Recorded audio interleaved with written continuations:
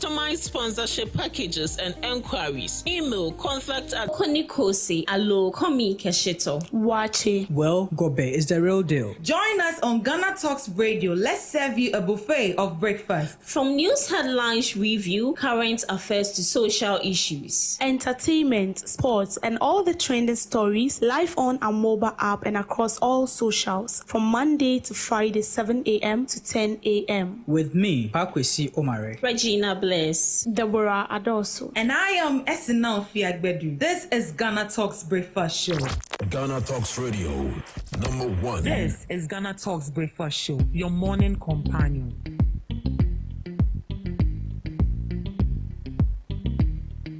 This is Ghana Talks Breakfast Show, your morning companion.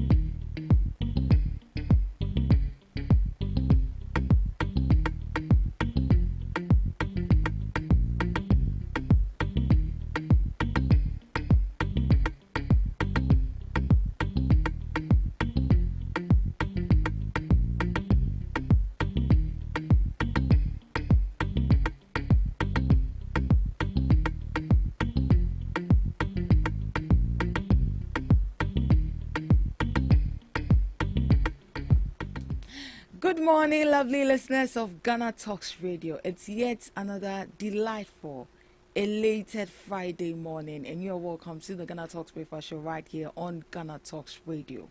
You're welcome to the news headline review. Here we bring you all the latest headlines making waves in the news, from business to politics, from sports to entertainment.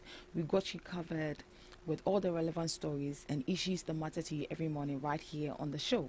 I am your host, Ruth Esinam Fiagbedu, and I will be doing this morning with Miss Debbie Adoso. Good morning, Miss Debbie. Good morning. How are you doing? The grace is sufficient as always. Oh, we bless God for that. Today the sun is up. Yeah. Yeah, the sun is up.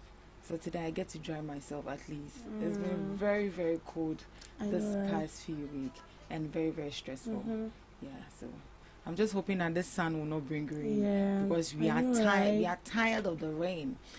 I like it when it's rain. Oh, you like it when it rains? Yeah. I also like it when it rains, but looking at our situation right here in Ghana, even when it drizzles, the whole place is flooded. So sometimes, in as much as you wish it could rain and rain, so your bed could be so cold and cozy that you can sleep, it can happen like that. Sometimes I wish it could happen like every day. That is if only we are safe in this country. But it looks like, you may see the country gets flooded, people lose their life, people die. Right. Yeah, people die. So that is the country in which we find ourselves, and it looks like the government is not doing anything about it. We are just hoping for the best. Anyways, so before we move on to our major news item this morning, we'll just like to take you through a few, front page newspaper headlines before we dive straight into the news headline itself for this morning. Miss Debbie, announce today. Let's spice it up a bit. Yeah. Today is just the two of us, so it's going to be very conversational. You can also, bring in your comments on our social media platform at Ghana Talks Radio on Facebook, at Ghana Talks Radio on TikTok, and we are streaming live on X, formerly known as Twitter. We are also streaming live on YouTube as well. Please join the conversation. Send in your comments. Let's have a very conversational morning right here on the show. Let's talk about national issues together. Right. So on the first news paper I have here is Daily Guide. Yeah, Daily Guide. Gold reserves reach record 37 tons. Gold reserve reach record 37 tons. And on the same Daily Guide front page, you have Wontumi sweats over 25 million Ghana cedis bail. Wontumi sweats over 25 million Ghana cedis bill. I don't know if this is actually a new bill for Wontumi or is still the old one, because okay, so previously he was charged with 15, and then before that he was also charged, I think, with 5 million. yeah, also. so I think they added everything and then they had the 25 million bill. But he's still in the bosom of the police, right? Yeah, Investigation are still ongoing. Ongoing, and he hasn't met the bill conditions No. With 2 sureties. With 2 sureties. And I learned those sureties are supposed to be land. Yeah, you're supposed to give in the territory of the court. The jurisdiction of the court. You're supposed to gift the court a house, and it has to be in that jurisdiction. But how is Wontumi going to get that? Or they know he has a house? Yeah, I'm sure they know he has a house around the jurisdiction of the court. Yes, they have to, but that is the work of the CID. That is what they do. I see. You might be walking around and then you think no one is watching, but trust me, we have monitoring spies and then surveillance all around you. I mean, checking details about what you do, you're in and you're out. So NPP ad hoc committee begins flag bearer campaign monitoring. Yeah, we'll dive right into that on the news headline review. So Daddy Lumbe's wife, children seek funeral injunction. I don't know what this thing is all about. I don't know if you know the inside of the story. Yeah, I do. You know that Daddy Lumba does not have one wife. Allegedly. Are you saying 2? Well, I don't really know the number of the wives, but I know for 2. Only okay. For me, I don't know. But then, the eldest wife, the eldest among the 2, is in Germany, and then she has placed an injunction. The funeral was supposed to come on December 6th, but she has laid an injunction that they organized the funeral, they did the arrangement without her knowledge. And according to the Germany law, she actually stated the law, I think 1039. Are we using Ghana law or Germany? She's in Germany, so she's using the Germany law, which states that the first wife is supposed to engage in everything that goes on. So how do you see this issue unfolding? Well, because if you are using Germany law, and majority of these people are actually in Ghana, but how does it work? Well, it will still work since she's the wife. She's the wife of the man. So why would you, at the first place, organize a funeral arrangement without her knowledge?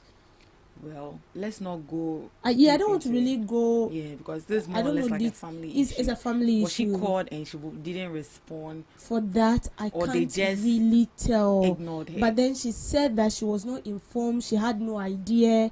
She just woke up and then she had the news that the funeral will be held on December 6th. And she's not going to allow that because she is the first wife. And then she stated the law of the Germany that actually states that if a man has more than 3 wives and goodness, and you see the reason why they say don't be marrying like multiple wives, polygamy. And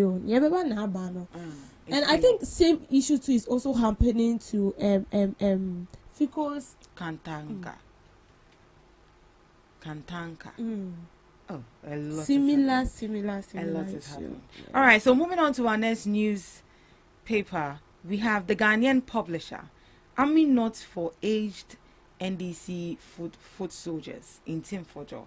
Army not for aged NDC foot soldiers. And I think yesterday we discussed this here, that representing Team Fojo made a statement that government shouldn't prioritize on looking at the age of these soldiers to recruit soldiers, but rather they should look at resourcing and retooling these soldiers.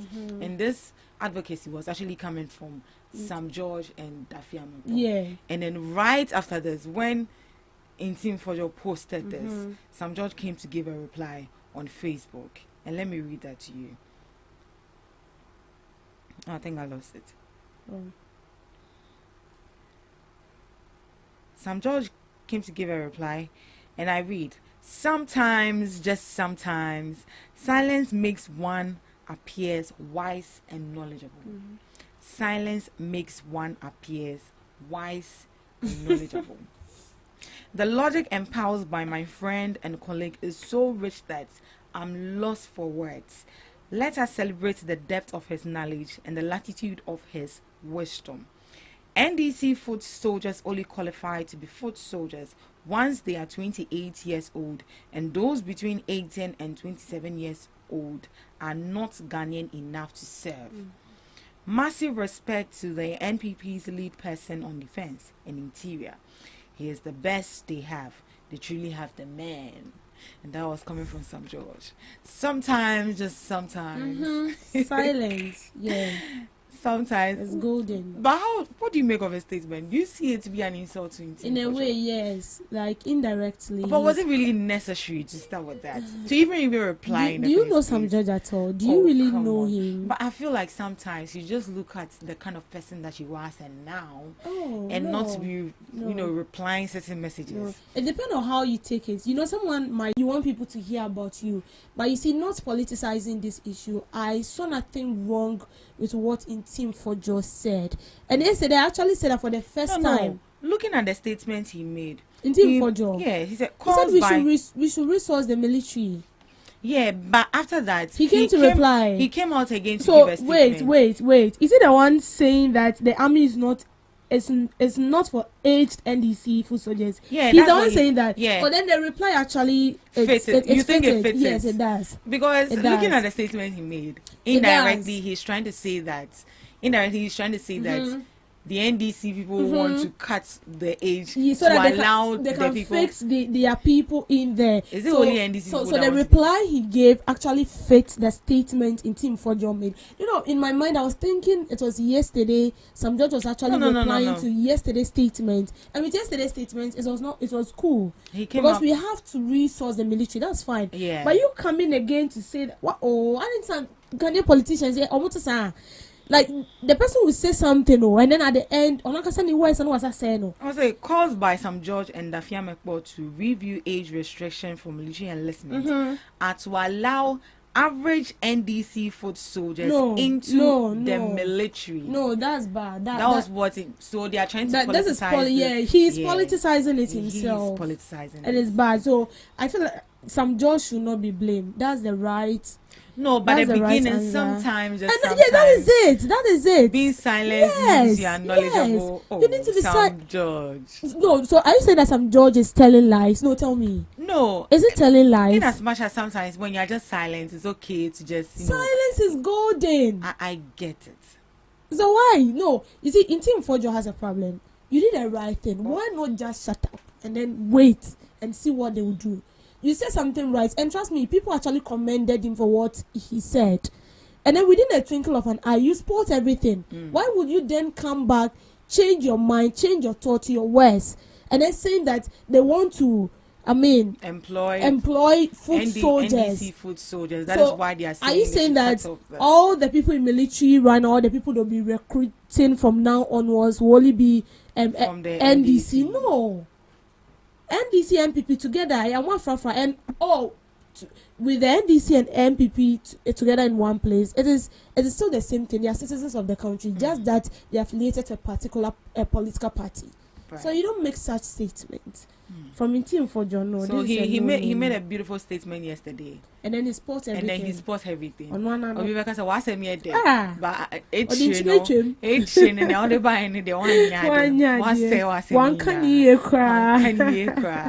all right. So the same Ghanaian publisher newspaper, CID invites Kulendi over Jakba case. I don't know if you've been following the story that has to do with the ambulance case in court. That Kulendi is actually the cousin to Jakba, and I say, meanwhile, you are not even invited, and he's a judge, and they are calling for his removal as well. Oh, definitely they will. As a judge, you need to be fair. Regardless of whether I know you related or not, by blood so long as I'm a judge and then your kids come to me that SNM has been involved in this and that and that, so you want me to? Yes, I know, like I like you, but this is the law and the law has to work, and that is where you show your integrity. That is where you show your competence. You show that you are in for the work and not for you to be biased or to be on the side of people. If the person, if the statement that comes out shows that this person is actually involved in it, why do you want to add no?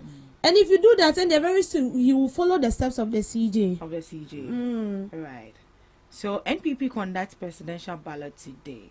Presidential ballot today. What are your expectations for this ballot?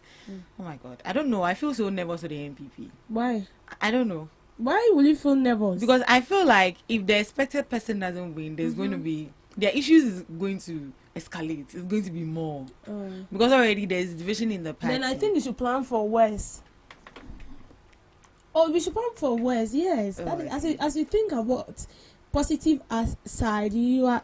It's not as if you are full of negativity, but everything that comes as well. Positive also has its negative implications. So we should expect worse because in was it last year, before before the election went on, there was an internal primaries where Baumia was elected. We saw what happened. We saw how those bars from this camp, Kennedy camp, especially Kennedy camp and then Baumia's camp, it was worse. Oh, it was worse. And now see Kennedy, a Japan camp, or accusing Baumia's camp like that. So I feel like we should expect something worse than what we saw last year. Well, I'm just hoping that they will be able to, manage whatever. But I think today's ballot has to do with maybe they're going to pick. Maybe Baumia will be number one on the ballot. Maybe Kennedy will follow to be second. Brian Echampo comes here. No. But those numbers has meaning. Oh, really? It does have meaning. I just feel they are just numbers. No, they are not. It has meaning. Why do you say so? It has meaning. And they know it. Politicians actually know it themselves. And I don't know how come they got to unveil such a thing. But when you pick one, it signals something. And then when you pick two, it also signals something. President Muhammad was what? Number 8. Yes. 8. Well, I see it to be like they are just numbers. But we Ghanaians for the NPP ballot paper. I'm not good at guessing. Just guess. I'm not good at guessing. Just guess. It might be anyone at all. It might be any of the candidates. It could be any of the candidates. But I wouldn't be surprised if the first two people I know in mind comes to be Kennedy, Japan, or and Baumia. Because Brian, they are more Oh. They know it. They know it themselves. And you see them for but they know it themselves. What do you mean? No. You see, sometimes, even if you are lagging behind, you get it. You don't know what will happen. We're just there when EC hadn't declared Mahama the president of Ghana. But someone considered a defeat. Our former vice president declared himself. He considered defeat. He considered defeat. So you see, the table can turn. There are instances where when you stand at far, you can actually tell that this table will turn. But there are instances where you cannot predict. Okay. So you are sure this one there? This one is not going to turn. Is it because of Musa Danquest's report or this one there? The Musa Danquest report you're talking about, I don't really go by his report because I don't trust delegates. I don't trust him. I don't trust him. I trust Mr. Because not because he actually got some of his prediction right does not solely makes him maybe right in his prediction. Yeah, it is, but really data is data. Data is data. Data will never lie to you. No, the data you are bringing out, do you know it has implication on the people? Yeah, it does have implication. That too, and do you believe that he can actually be paid to make such data? No, I'm not sure he'll be influenced. Yeah. Also papa. No, I'm not sure he'll be influenced. I'm not sure because looking at the Akwetia by-election, there was Dito. That one did Dito. The Akwetia by-election, even without a survey, you can predict that NDC was going to win that seat. Even though that seat was a swing seat. We know it was a swing seat, but you can predict. Even before the election, the people in Akwetia were actually protesting that the MP they had before didn't do anything, and we saw how their road was bad, and we saw how they were saying that they came giving them yogurt, and we saw videos where they said they will eat the yogurt, but when they get to the ballot box, they know who to vote for.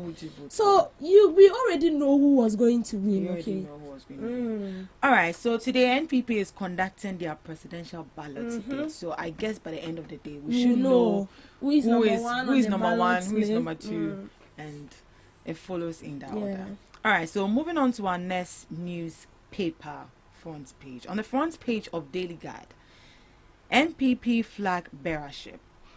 Professor Okwe condemns 4 million Ghana cedis development fee, says it promotes monocracy election, not auction.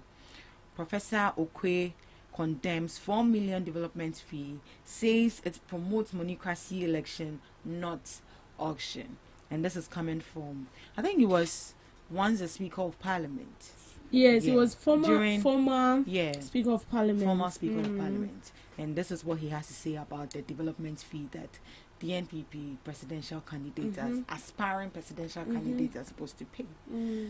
I feel it's ridiculous. Very, very, very. 4 million. Very, very, very. Why not invest that money? Just as he said, you know that this one there, but still, you want to. There is no harm in trying, my sister. No, but that's there is no harm in trying. Yeah, okay. So moving on to what Professor Okwe is saying, has it gotten to that point that if you are competent enough to lead people or to be a leader, you have this vision to become a president, and you are poor, you can't become. Because picking the forms alone, the money, and right now you are going to be paying development fee for 4 million Ghana cedis. I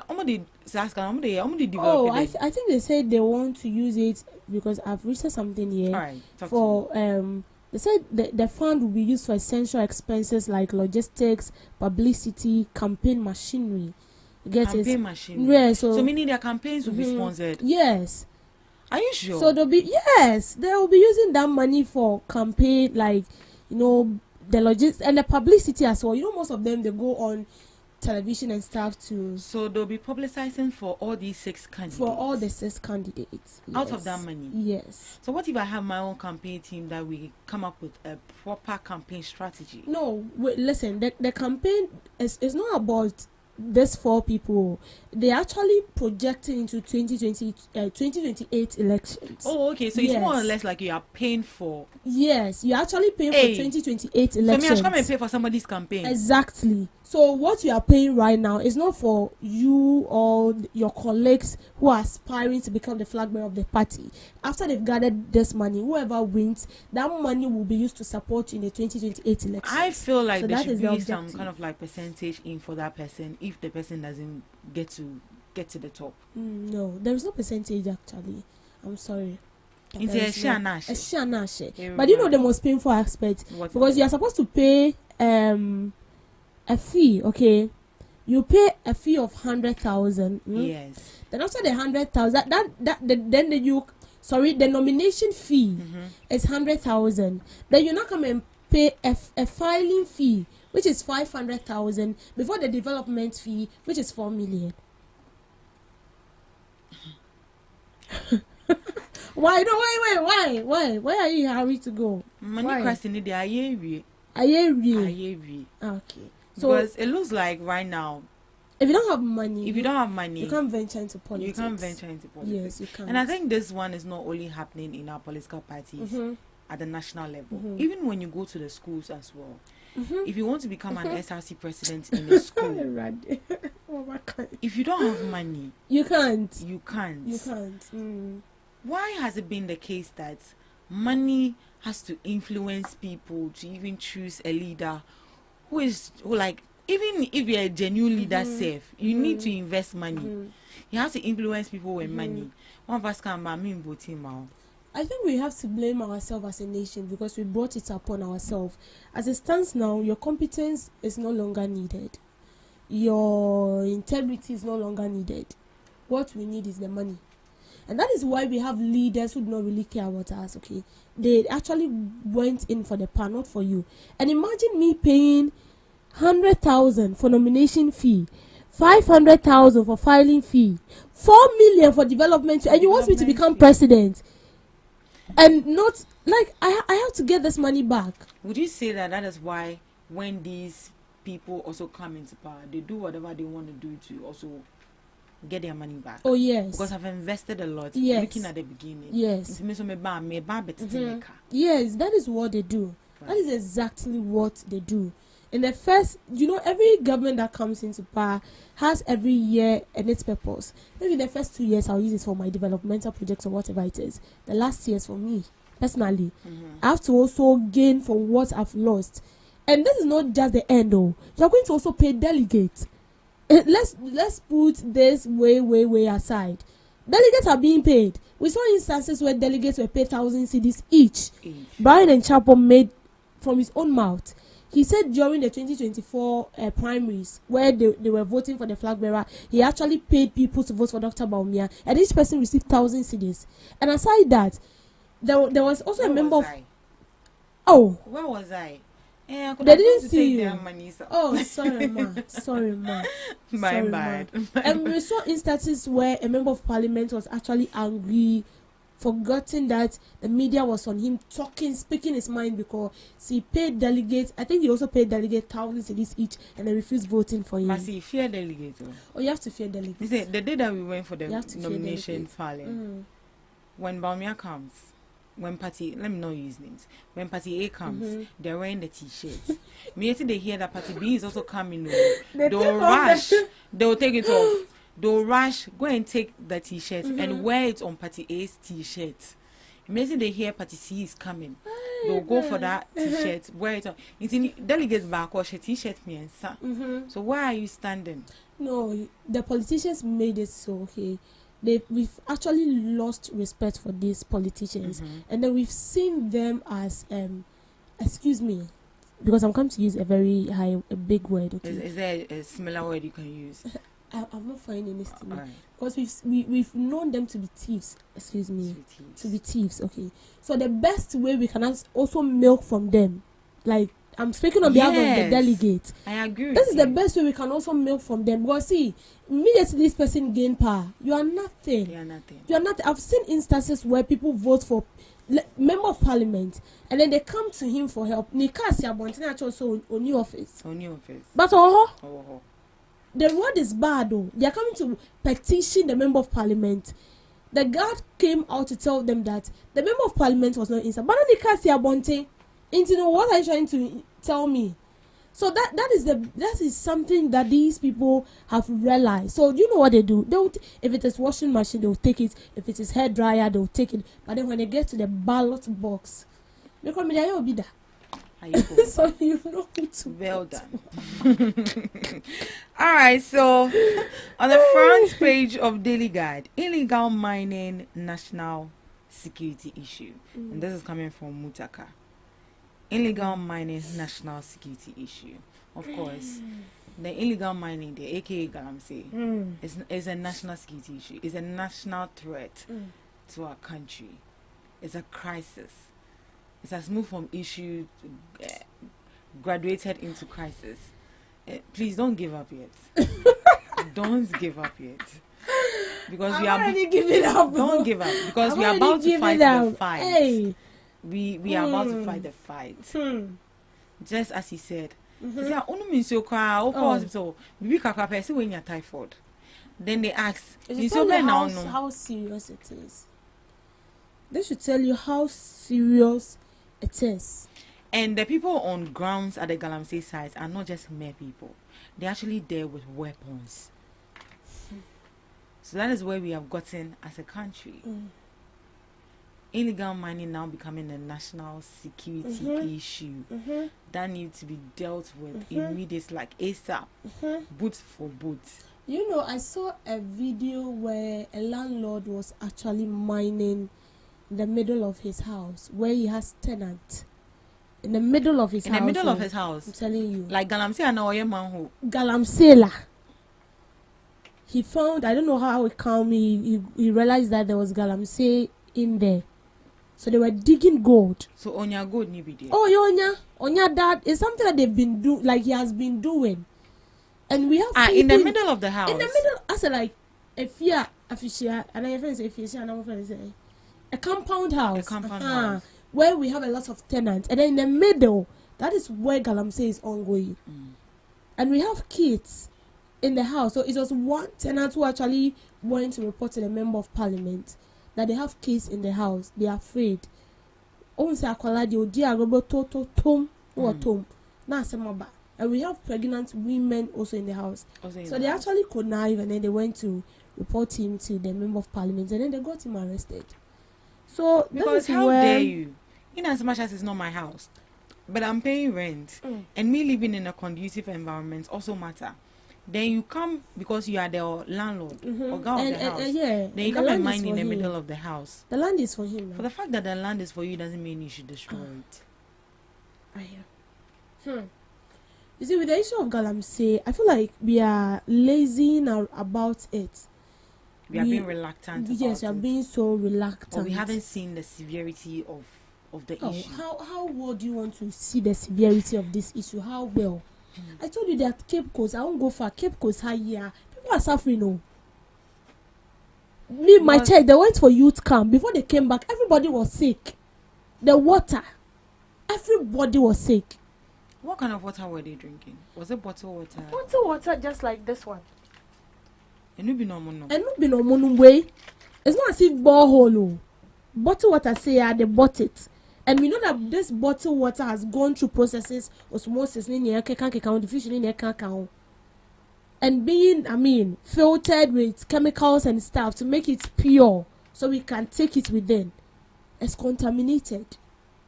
So it should tell you how serious Galamsey is. So if you're in Accra and then you feel like, don't forget that the water you drink here, it comes from somewhere. It travels all the way from somewhere to where you live. So if you feel like you are not in the community where the Galamsey is going on, then I'm sure you are mistaken.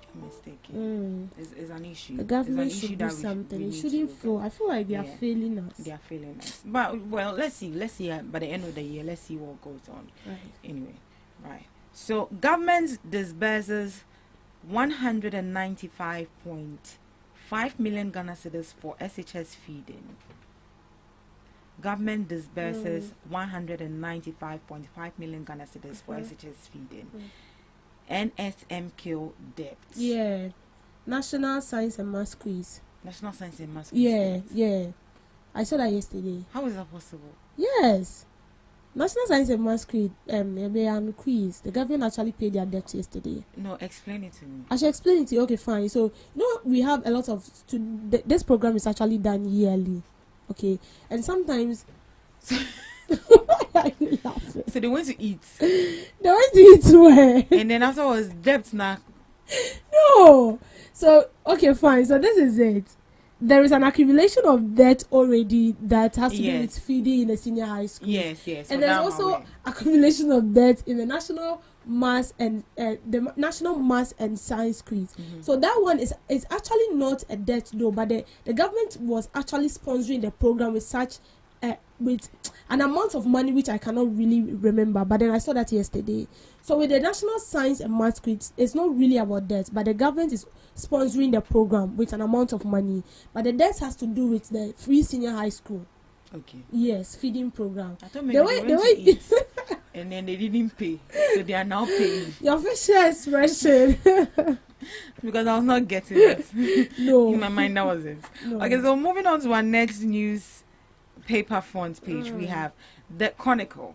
Okay. Mosquito Julius Deborah have no chance. How can you put a whole honorable's name there as mosquito? Hey. Oh, but he's a mosquito. We get it, but he has accepted it himself. On a newspaper, you write mosquito. But that is what they've been writing all the time. These people should be aware. Why? Mosquito Julius Deborah have no chance to succeed Mahama. And this is coming from Musa Dankwa. It's called mosquito for a reason.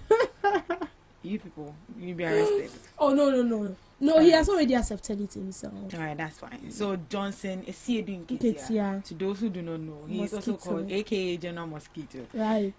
With Julius Deborah have no chance to succeed Mahama, and this is coming from Musa Dankwa, Global Info Analytics, and I guess this is according to data again that these people do not have a chance. Hey, no, but Musa Dankwa, this one I'll not agree with you on that. Maybe you say Deborah. Honorable Deborah is not qualified. I will get it. But Julius, but is he doing Ketia? Hey, do you know is he doing Ketia? You see, but what shows that Esedin Ketia actually have the intention of running as a president in 2028? Well, in my opinion, the reason why I think people have that perception is because when you look at the appointees and the ministers that President John Dramani Mahama has brought on board, it looks like there's not really somebody who is capable enough. Hey, what are you saying? To be in his that, in my opinion, I think that is the perception people have. No. And then they feel like if they should bring a Siedu Nketia, NDC will stand a chance to win again. I feel that is the perception people have. That is why they think Johnson Siedu Nketia could actually stand for presidency. If Johnson Siedu Nketia should stand as a president, he has a chance of winning though, because he has held a lot of position, and then I think his work has been backed with massive achievement, right? We know Johnson Siedu Nketia, but then I don't see him contesting for presidential position come 2028. Maybe he might have that intention, but then I saw an interview with him on CTTV where he debunked those claims, but I don't really know whether he has the intention. And then I feel like all this survey, it's like what is that? A bit distracting. Yes, as of now, it's distracting, because I saw instances where they said the vice president, Nana Jenopokumen's Ajimai, she's not even on the list. For her, she's not on the list. But then I saw a survey where she was adding. I was like, what is this?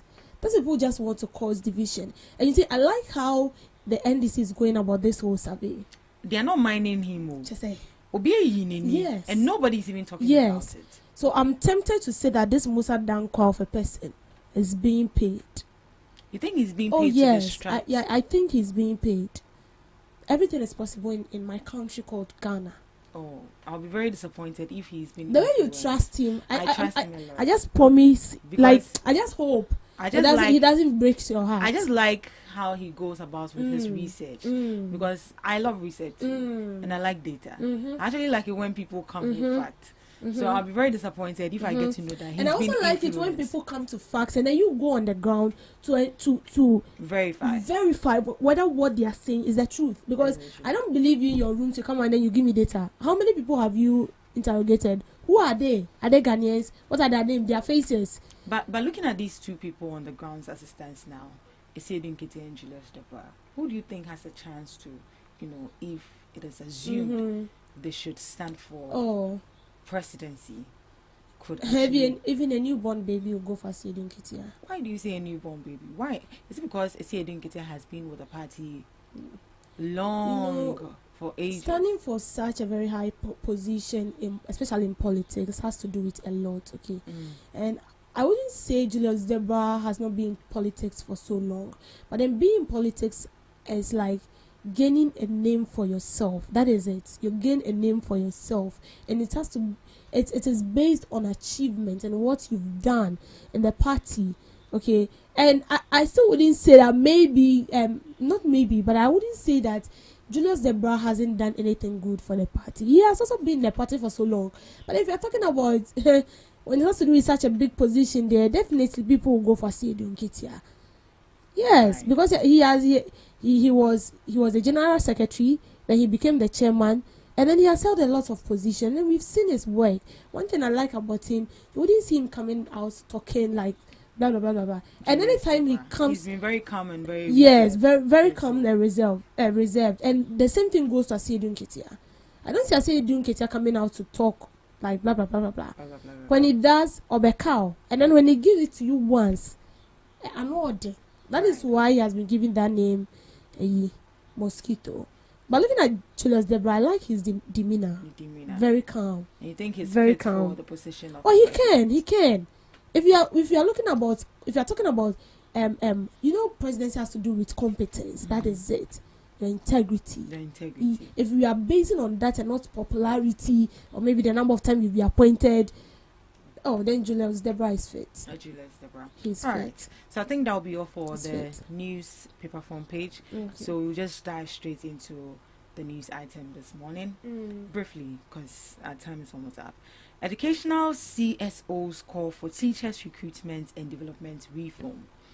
Civil society organization and education-focused NGOs, Northern Network for Education Development, CBE Alliance, and School for Life have called for urgent reforms to Ghana's teacher recruitment and deployment system to address long-standing inequalities and improve learning outcomes in rural schools. According to findings from a 2023 School for Life study, 68% of teacher vacancies remain in rural areas, while over 70% of pupils in 4 out of 6 districts scored an aggregate of 30 and above in the 2020 BEC, reflecting poor learning outcomes. Project manager at School for Life, Amadou, described the centralized posting system as bureaucratic and ineffective, often influenced by political interference. The CSOs also recommended a decentralized recruitment system managed by district education officers, improved data systems, and better incentives such as rural allowances, housing, and career advancement opportunities for teachers in deprived areas. They argue that the decentralization will ensure equity, strengthen accountability, and improve teacher retention. And this is what they have to add. Once the Ministry of Finance give financing clearance for the recruitment of teachers, the recruitment and posting of teachers should be done at the district education offices at that local level. They have the local knowledge and experience about the terrain and can therefore better deploy or place teachers where their services are more needed.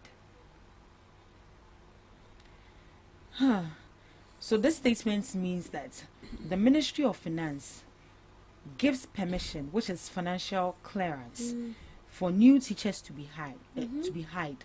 The actual process of recruiting and assigning those teachers should be done by district education officers, not from Accra or national level. The idea is that district officials know their communities better, so they understand which schools lack teachers, the local challenges, and where teachers are most needed. So allowing them to handle recruitment and posting will make the process more fairer, more faster, and more effective in solving teacher shortages, especially in rural areas. I think that should be the case. Because as it stands now, when you look at recruiting teachers and deployments, it's done at the national level, where some even communities don't even get to even see any teacher even deployed in those communities. So this is what CSOs are actually calling for the government to do. That if they want to deploy, it should be decentralized at the district level. When it happens like that, these educational officers know the challenges that their communities are going through, where maybe the number of teachers that should be deployed to a particular school. What do you make of this statement? For me, I think that would be the best thing they could do. That is actually the best thing to do. And I think it's a major problem we have in the country, where everything has to be in Accra, posting Accra, everything Accra. It shouldn't be like that. And as the statement stated, those local districts, like the district district levels, they know which school is lacking teachers. They know which community is lacking teachers in that particular district. And so if they are doing it at the district level, they know where to deploy these teachers to. But let's also ask ourselves, as a teacher, if I'm being posted into a school and there is nothing to make teaching so easy for me, Menko, hey, even NSS posting, because sometimes they post you into a place where you don't know. You go to change because you don't know anybody there. And sometimes you just want to, some people want to know places, maybe community explore. You get the nonsense and you maybe explore you. I saw a video where an Ashanti was being posted in a remote village in the northern region. How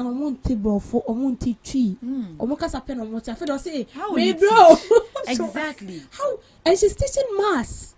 So if these people are actually deployed at the national level. If deployment is done at the national level, and then you are sending a gun to north, a Voltarian to north. Okoyede.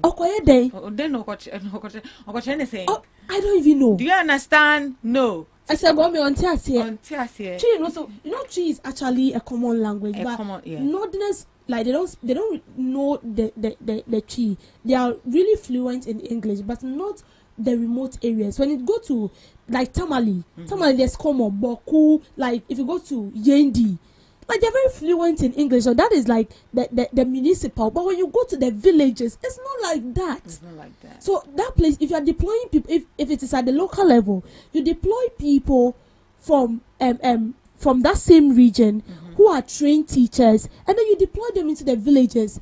But they understand the normal dialect. Where long division or can say, how are you going to teach them? I want to remember the topics we studied when we were in school in maths, long division, and all those substitution and find eggs. What can they say? How will they understand this? And that is why I wasn't really surprised when the statement also says that 70% of the pupils in 4 out of 6 districts scored aggregate 30. Of course. In BEC. If you don't deploy the right teachers there, how would they maneuver their way out to teach these students? Okay, I understand. To teach these students. Right. How do you want these teachers to teach like these students, and how do you want the students to also understand? So in the video I saw that the lady was trying her best and the students were just sitting down looking at her. So I feel like it should be in the basic level where and it should be mandatory. You have to go and teach, and the government must also do its best to resource these rural schools. They are lacking behind. An IT teacher is going to teach the students how to operate with a computer, and there is no computer in the school. And even if there is a computer, the what's the name? Is it the light connection? Some of the communities do not have light. Yes, they don't. They are trauma there. How it makes teaching so difficult, right? And that is why, as a teacher and as a young teacher coming up, starting life, hey. So I think decentralization should come. Yeah, to the recruitment and deployment of teachers. But the government must do his part. The government must do his part. All right. So moving on to our next news item. Government spokesperson Felix Kwache Ofosu has assured Ghanaians that the Mahama-led administration will not restrict free speech or media freedom, especially in the digital space. Speaking at the launch of the 29th Ghana Journalists Association Media Awards in Accra, Mr. Kwache Ofosu said President Mahama believes in open expression and remains tolerant of criticism. He, however, called for responsible use of social media, stressing that freedom must go hand in hand with responsibility to protect national unity. According to him, while the government will safeguard citizens' right to free expression, it also has a duty to ensure that social media is not used to spread misinformation or cause division. Do you think we are abusing social media? Or do you think that this Mahama-led administration is actually infringing on the rights of people when it comes to freedom of speech? Because we've seen cases of Abronye, we've seen cases of some radio presenters and at Wontumi Radio, and a whole lot of some TikTokers also making some statements that they were picked up. Do you think that is a restriction, or that is the protection of national unity? It's not a restriction. It's not a restriction. The government is not infringing on anybody's rights. Right. You have a freedom, as is stated. You own your phone, okay? You buy the data. Government does not buy the data for you. Whatsoever you do, there's none of the government's business. But when you go beyond your boundaries, that is where the government steps in. So, for instance, you've seen people insulting public officials, insulting government, threatening the president. And then you threaten the president and you expect the president to applaud you. or you expect people should clap hands for you because you are doing well. No, that is not an infringement of your rights. You are not doing the right thing. You are not doing the right thing. Let's take the case of Abonye. Look at what he spitted out, threatening the president, saying all manner of things. And you know what is funny? What? Most of the time they say all this thing without evidence. Without evidence. You know, he has started again. Yeah, yes, he has started again. He has started again. And this time around is to Kennedy, Japan. And I think he's been picked up too. I think Abronia has been picked up for. Yeah, I saw that or yesterday. To the disciplinary committee to the NPP. Yeah, the NPP actually called him where he said whatever will go on should be made public and not private. So with the case of Abronia like this, you expect to talk such words that does not even speak well of you as a leader, and then we should clap for you. No, it's not done like that. I feel like we are rather abusing social media. We are abusing social media. Yes, we are abusing people it negatively. People are making money out of social media. And people are also messing their life right on social media. So I believe that no one is infringing anybody's rights. Right. So that is what Kwasi Ofosu has to say. They are not infringing on anybody's rights. What you have to do is that don't say anything that is going to bring some sort of chaos, threaten somebody's life, or divide the unity we have right here in this country. Don't disturb the peace of people. Don't abuse social media. People are making good money on social media. Utilize that. Buy phone, buy data, not to insult leaders. All right. Thank you so much for joining us on the newspaper, on the news headline and newspaper review. Yes, up next we have Debbie's Grill.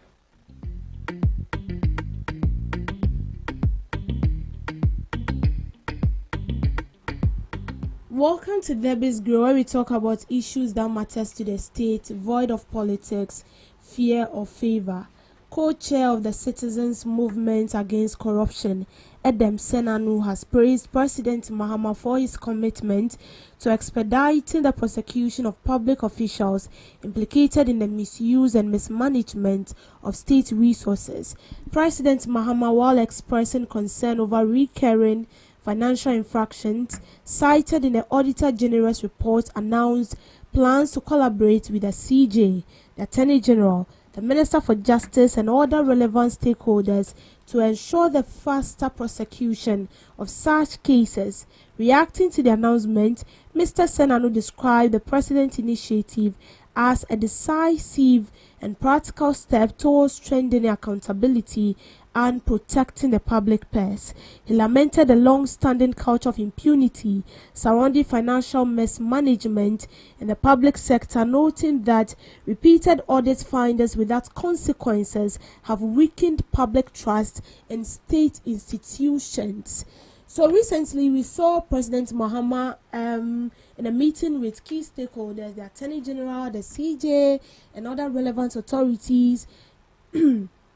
Talking about or finding ways where people can actually be prosecuted, not just any mere people, public officials.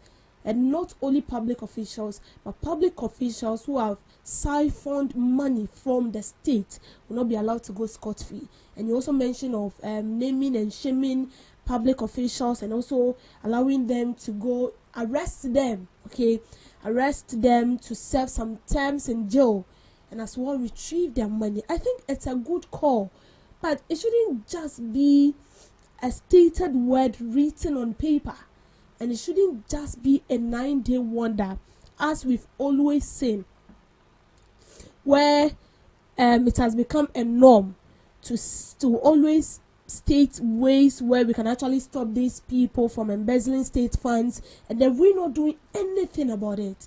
You see, it weakens the trust that people have in the government and even the trust that people have in these institutions. Recently I realized that the oral the investigation they did came out with vivid evidence against whoever was mentioned involved in those corrupt cases. And that is why Dr. Yodomelavo actually stated that he's disappointed in the Attorney General, because whatever they did came out with vivid evidence proving this person guilty.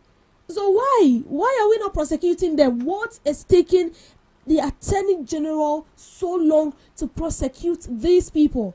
At first, I thought the work of the ORA was just to investigate these people, do their necessary checks, and then leave it to the Attorney General. I had no idea. I know they are supposed to bring evidence, but I was thinking it would be like 50%, the Attorney General will do the rest, and then these people be handed over.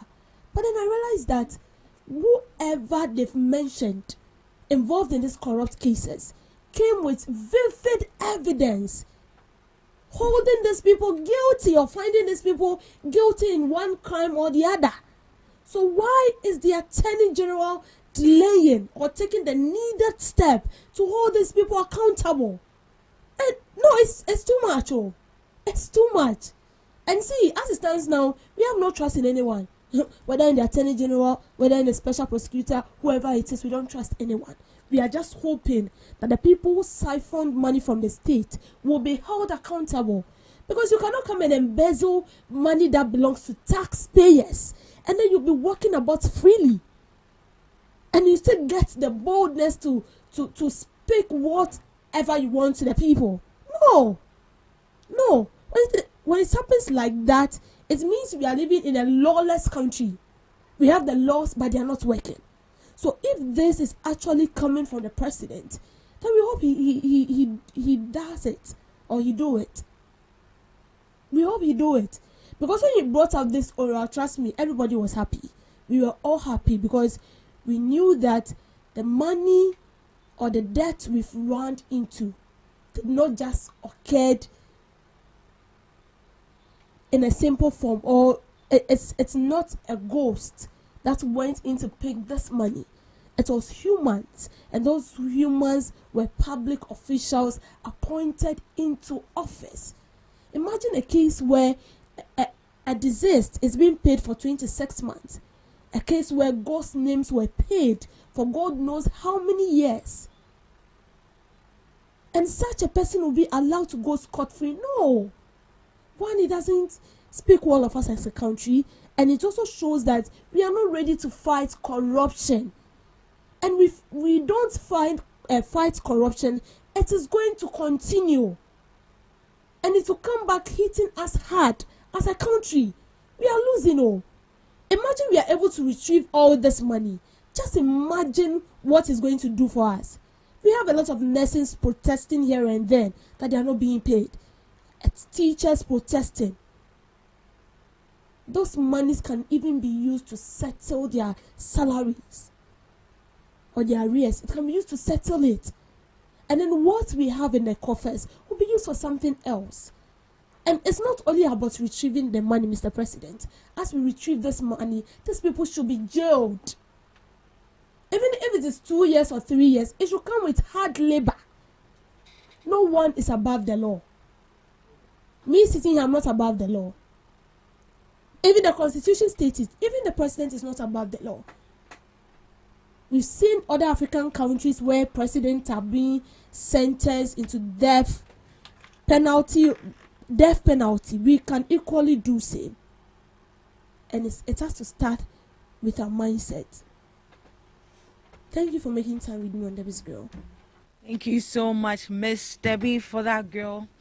And this is where we draw the curtains for the first segment of the Ghana Talks Breakfast Show. We'll be coming your way shortly with the news. Please stick and stay with us.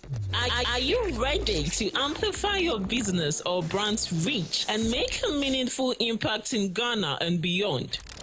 Partner with Ghana Talks Radio today to connect with a diverse audience across Ghana and beyond. Elevate your brand through on-air promotions and social media. Boost your brand during prime time. With Ghana Talks Radio, you can extend your reach across digital platforms. Ghana Talks Radio is not just a station, it is a community hub where your brand becomes part of the conversation. Join us in fostering connections, celebrating culture, and making a lasting impression. For customized sponsorship packages and enquiries, email contact@GhanaTalksRadio.com or call +233 202 544614. Ghana Talks Radio, giving the youth a voice.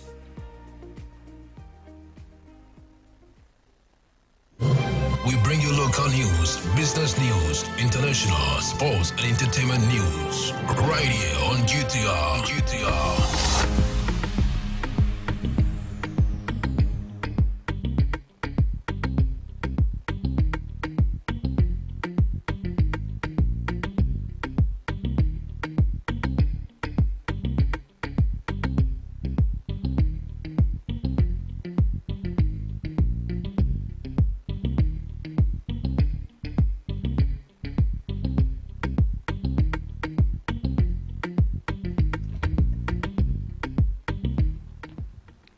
Welcome to the morning news broadcast on GhanaTalks Radio. Coming up, minority urges government to act against Basintali Hanabisiu.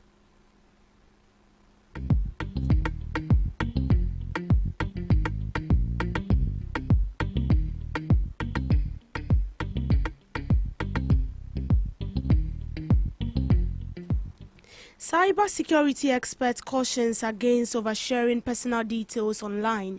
Civil society organizations calls for reform in teacher recruitment to boost rural education. Government to settle health workers on paid salaries by end of the year. Secondary Member of Parliament supports senior high school freshers with essential items. Tamale water crisis worsen with outdated equipment blamed. These and many more coming up shortly in business, sports and showbiz. Education-focused civil society organization is advocating for a significant overhaul of the country's teacher recruitment and deployment system. According to a recent study by School for Life, a staggering 68% of teacher vacancies in rural schools remain unfulfilled, contributing to poor learning outcomes. They are pushing for a decentralized system where district education officers manage teacher recruitment and deployment. This approach is to enable local authorities to better understand the specific needs of their schools and deploy teachers accordingly. By offering incentives and improving working conditions, they believe rural schools can retain teachers for longer periods, reducing turnover rates and improving learning outcomes. Teachers recruitment and deployment system is recommended. This means that once the Ministry of Finance gives financial clearance for the recruitment of teachers, the recruitment and posting of teachers should be done at the district education officers. At that local level, they have the local knowledge and then experience about the terrain. And then they can therefore better deploy or place teachers to where their services are more needed. Secondly, the equitable deployment of teachers requires timely, accurate, and reliable data. It is therefore recommended to the Ministry of Education and the GES to invest a modicum of its resources in equipping their plan and monitoring data and collection and the research-related issues. The staff of this unit should also be given refresher training to enable them collect, analyze, store, transmit data related to teacher education that will track key performance indicators. This will help in improving teacher rationalization and deployment in Ghana. We also recommend that given the huge teacher deficit in rural areas, it is recommended that policies aimed at motivating teachers to teach in rural areas, such as the 20% increase in allowances that was announced by the government and the teacher accommodation for rural teachers, that would serve as motivation for teachers to accept postings to rural areas, should be given critical attention and brought to the limelight. I'll give you an instance. If you go to the Union area, a school called Bungbani have only 2 teachers handling over 374 learners. Yes, and then now it's 2. These are qualified teachers. How can this? How can there be quality learning outcomes in this situation? Now we conclude. The conclusion to be drawn from our research or the above reflection is that a decentralized teacher recruitment and deployment system offers better prospects for improving learning outcomes, teacher accountability and retention than the existing centralized system, which has many associated challenges. Thank you. Cybersecurity Professor Zorian Mitrovic has sounded alarm over oversharing personal details online, cautioning it a recipe for disaster. With the rise of cyber threats, Mitrovic advises users to be cautious when sharing information online before granting app permissions.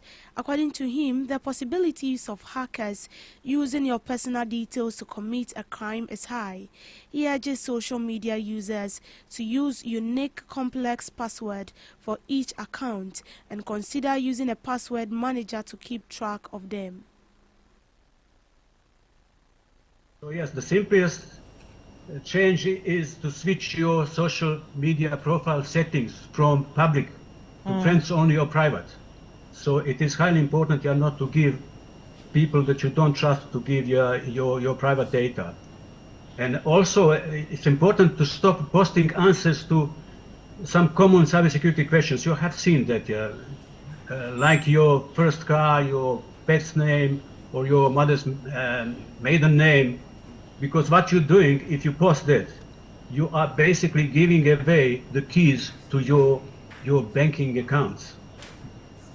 Wow. Never mind other accounts. Yeah, yes.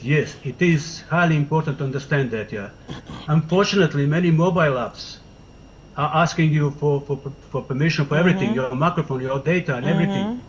And if you don't allow them, they don't allow you to install it. Exactly. So it is, but you rather do not install that than to give them permission, because many of them can contain some malicious codes, some spying software, etc., etc. So better not to do that, and to be safe than to install that because you like that application and that asks you for permission for everything.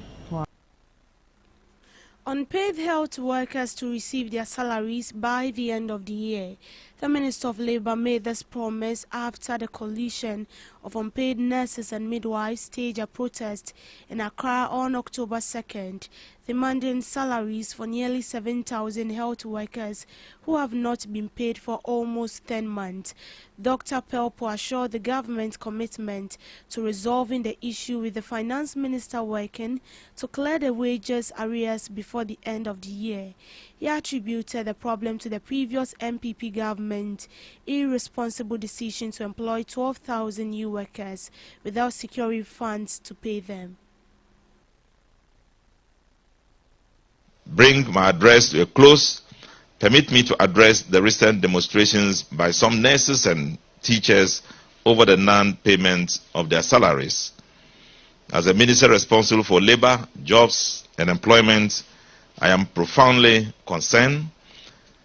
I assure you, and I assure them, that my ministry is working in close collaboration with the ministries of Finance, Health, and Education to cut through the bureaucratic tangles and resolve these issues with alacrity and with a purpose. And let me assure you, and to all the members, that between now and the next 1 month, at least before the end of the year, we will address the problem and you will get back to work happy and committed. Dignity at work begins with predictable, prompt, and decent compensation. We owe it a duty to ensure these salaries issues are curtailed and do not aggravate the plight of our dear nurses and teachers. They are very critical to us and we need them. Nothing should prevent them from working.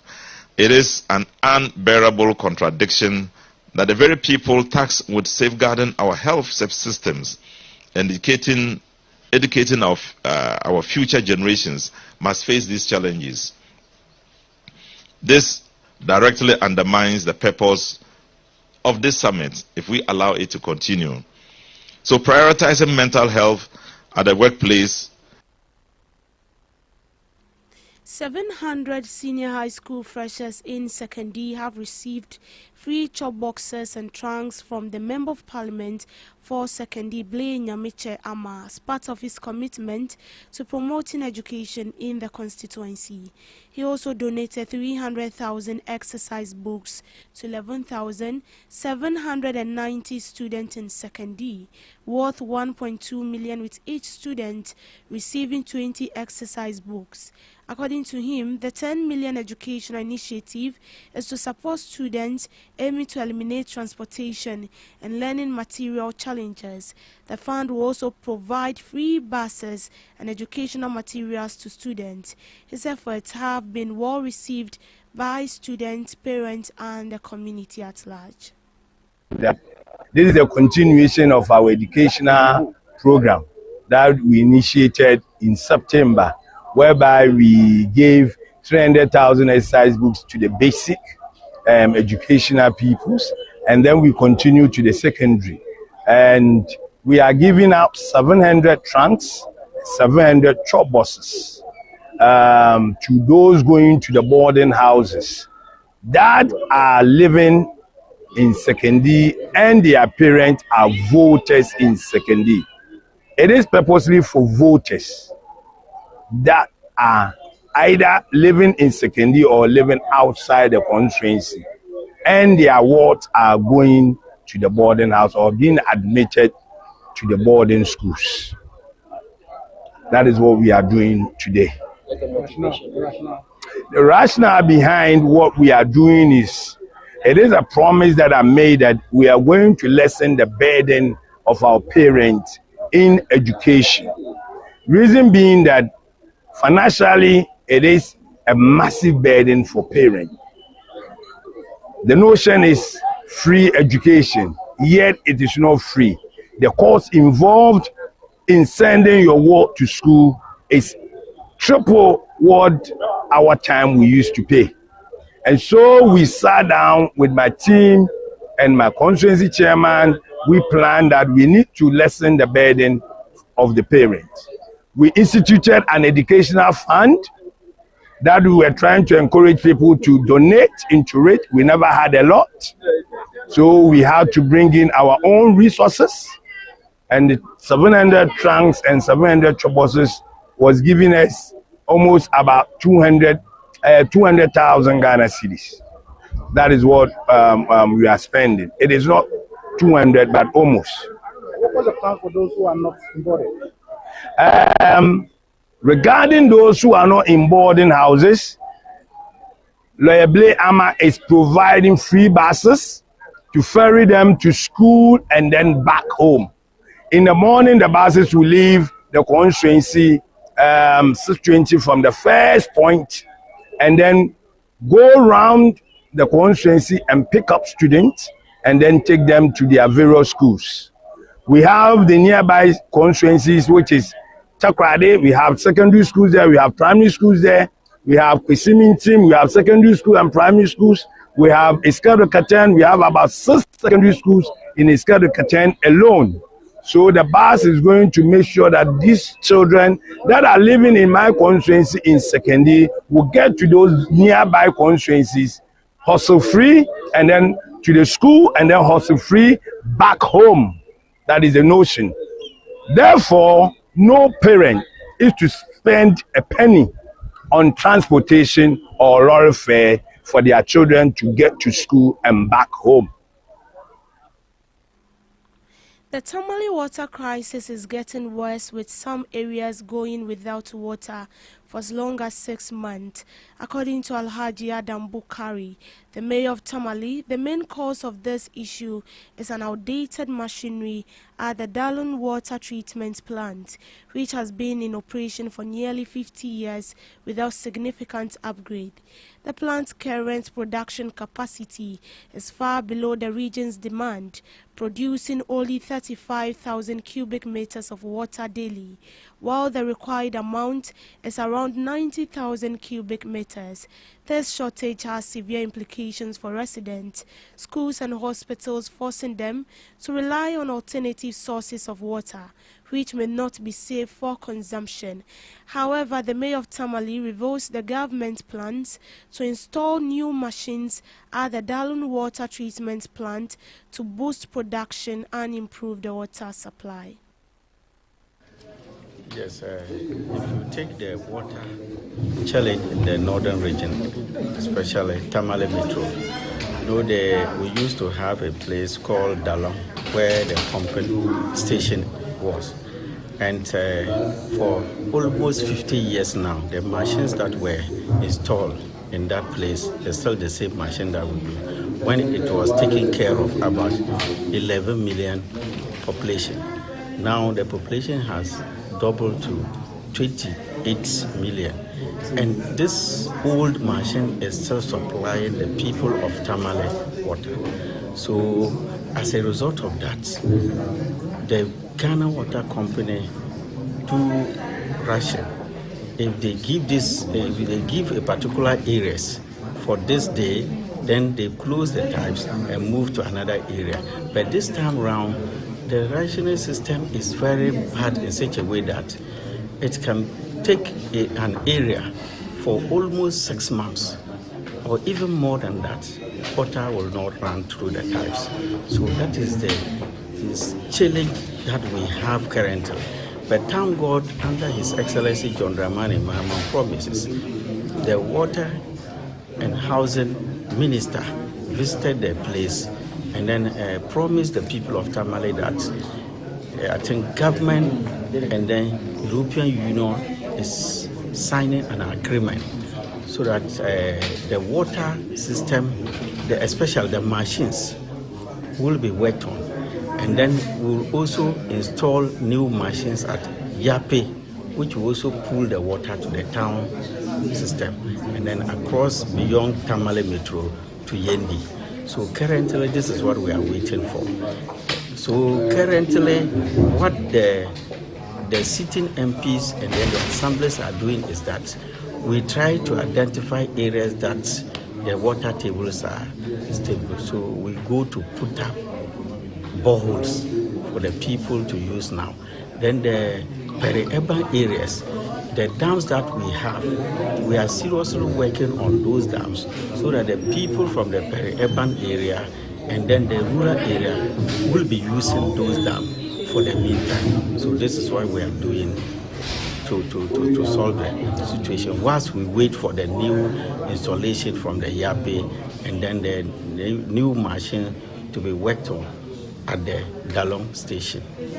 For 6 months that water do not flow in a particular community, how do schools, hospitals, and people who rely on water for their Government activities? spokesperson Felix Kwachi Ofosu has assured Ghanaians, particularly media practitioners, that the government has no intention of restricting freedom of expression, especially in the digital space. Speaking at the launch of the 29th Ghana Journalists Association Media Awards, Mr. Kwachi Ofosu retreated the administration's commitment to media freedom, while also calling for responsible use of social media. He, however, cautioned that with the growing influence of social media, there is a shared responsibility to protect Ghana's social cohesion. The event also saw the inauguration of a 9-member committee to vet entries for this year's GJA Awards, which aim to honor outstanding journalists across the country. The committee is chaired by Mr. Gabriel Bosumpim, a former commissioner of the National Media Commission and former production manager at TV3. GJA President Albert Jofor praised the continued commitment of Ghanaian journalists to national development and democratic values. In business, Professor Festus Ebo Texan an associate professor of economics at the University of Ghana, has strongly urged government to diversify Ghana's economic production base to achieve sustainable growth. Speaking during a UK-Ghana Chamber of Commerce and Deloitte Ghana seminar on enhancing the investment of climate in the country, the role of government, Professor Texan cautioned that Ghana's economy remains too dependent on imports and vulnerable to external shocks. He argued that diversifying Ghana's economy production starts with supporting local farmers and driving deliberate demand for Ghanaian produce. This demand, he said, must not be left to market forces, but should be intentionally cultivated through government policies.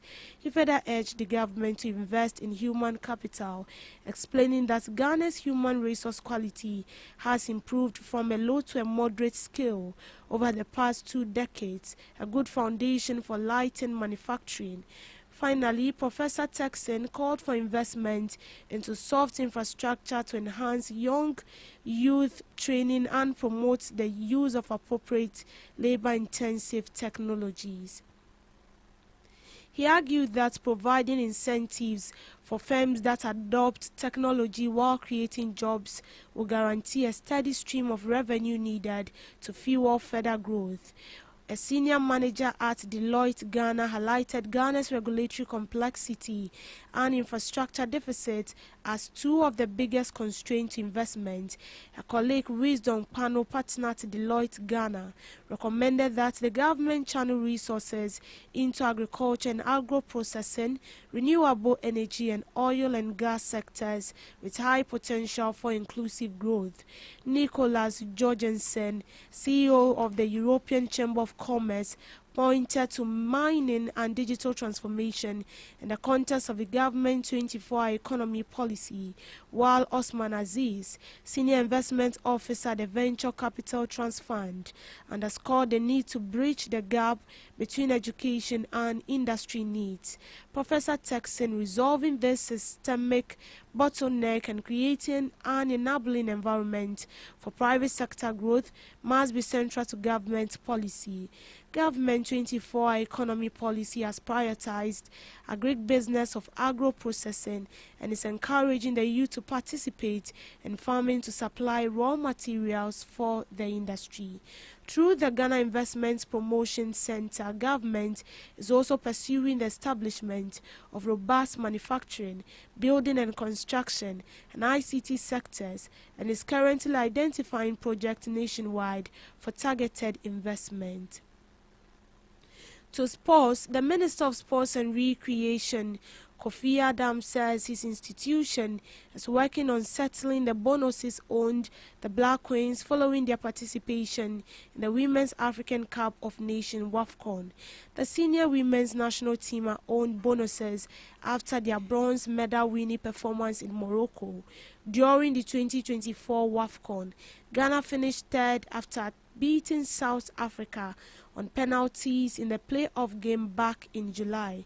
However, concerns are being raised over the team's unsettled bonuses ahead of the 2026 WAFCON qualifier against Egypt later this month. Kim Last Joker Green side will face Egypt later this month in the final round of qualifiers, hoping to be at next year's tournament, which will also serve as a World Cup qualifier. Director General of the National Sports Authority, Yao Ampofo Ankara, says his organization is in talks with the Ghana Football Association to set up fan zones to ensure the issues of overcrowding is prevented for Ghana's final 2026 FIFA World Cup qualifier. He made this announcement in a briefing with the press ahead of Ghana's game against Comoros on Sunday, October 12 at 7 p.m. at the Accra Sports Stadium. Games involving Ghana's national men's football team, the Black Stars, have been marred by scenes of overcrowding, and as part of the NSA's attempt to avoid such incidents from happening on Sunday, the NBA boss stated that fan zones will be set up at vantage areas for individuals who cannot gain access to the stadium. Yawan Pofuankra added that the National Sports Authority has been indicted with a request for tickets for games against Comoros, with Ghana all but qualified to next year's World Cup. Meanwhile, the seating capacity at the Accra Sports Stadium will be increased for Ghana's final 2026 FIFA World Cup qualifier against Comoros, according to the National Sports Authority Director General. According to the NSA boss, the seating capacity at the stadium for the game has been increased from 26,000 to 35,000. And showbiz, Nana Donko Ata has been crowned Content Creator of the Year at the Ghana Entertainment Awards USA, adding another milestone to a growing list of accolades. This marks a third consecutive win after taking home the award in both 2023 and 2024, solidifying her reputation as one of the most consistent and impactful Ghanaian digital voices in the diaspora. Her journey into content creation began in an unexpected way. Struggling with depression, Nana turned to social media as an outlet and escape from the stress of life. As a mother of 4, including her eldest son, who lives with autism, she found herself drawn to sharing her personal experiences. Social media quickly became a platform not only to express herself, but also to educate and inspire other parents facing similar challenges. Over the years, her raw honesty and spontaneity have endeared her to a wide online community. Her content is largely unplanned and organic, often reflecting her daily life and thought. This authenticity has resonated deeply with followers across platforms, building a loyal audience that consistently rallies behind her in award season. And that is how we end it on the morning news broadcast. Do also log on to our website at www.GhanaTalksRadio.com for more news updates. I am Deborah Dosso. Thank you so much for making time with me. Do have a good morning.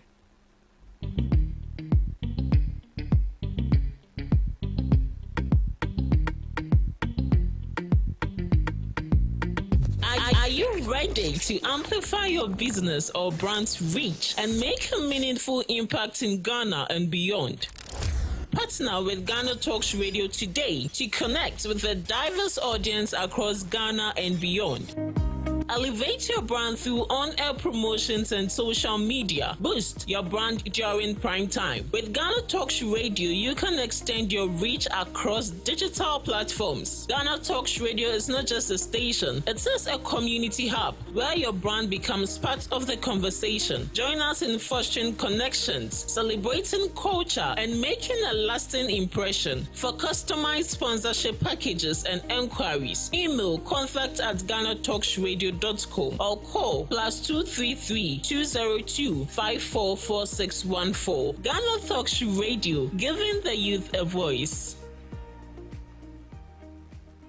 What do you want for breakfast? How do you want your breakfast? English breakfast, French fries. Koko Nikosi, alo komi kesheto. Wache. Well, Gobe is the real deal. Join us on Ghana Talks Radio. Let's serve you a buffet of breakfast. From news headlines review, current affairs to social issues, entertainment, sports, and all the trending stories live on our mobile app and across all socials from Monday to Friday, 7 a.m. to 10 a.m. With me, Pakwesi Omare, Regina Bless, Deborah Adoso, and I am Esinal Fiagbedu. This is Ghana Talks Breakfast Show.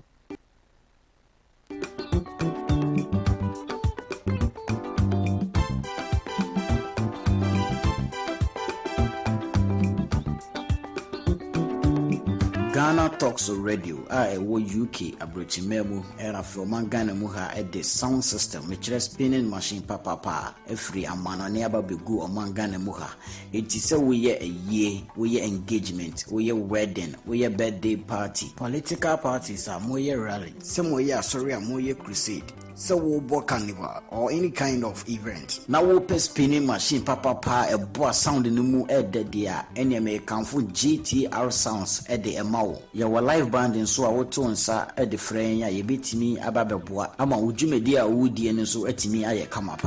Yawa enkran pupuni mantemo anya aponchi hotel ahope pepe ena yebutu odi ane se wo befre empanifo ewo 0546960510 GTR sounds emu de angaza.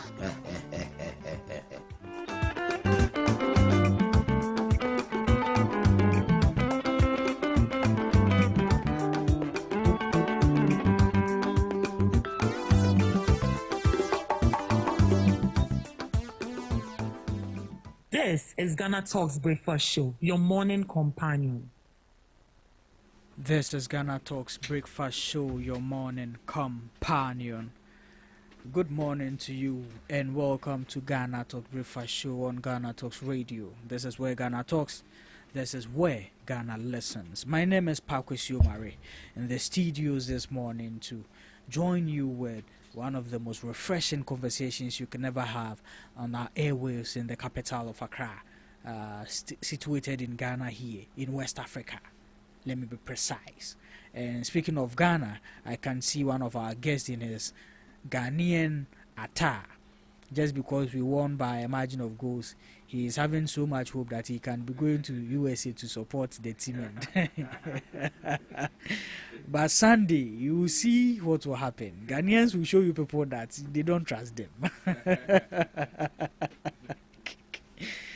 Yeah, so as a weekend edition, you know how we come on your airwaves during the weekends. We make it very, very, very simple. No complications, no rigidness, just flexible conversations in here, which you can also participate as you join us on all our social media platforms at Ghana Talks Radio, on Facebook, on Instagram, on TikTok, and on X. Our phone lines, which is our WhatsApp line, is also very active. 0202-544-614, 0202-544-614. This morning, we are fortunate to have in the studios the NDC's communicator, the NPP's communicator, Brima and Razak, respectively.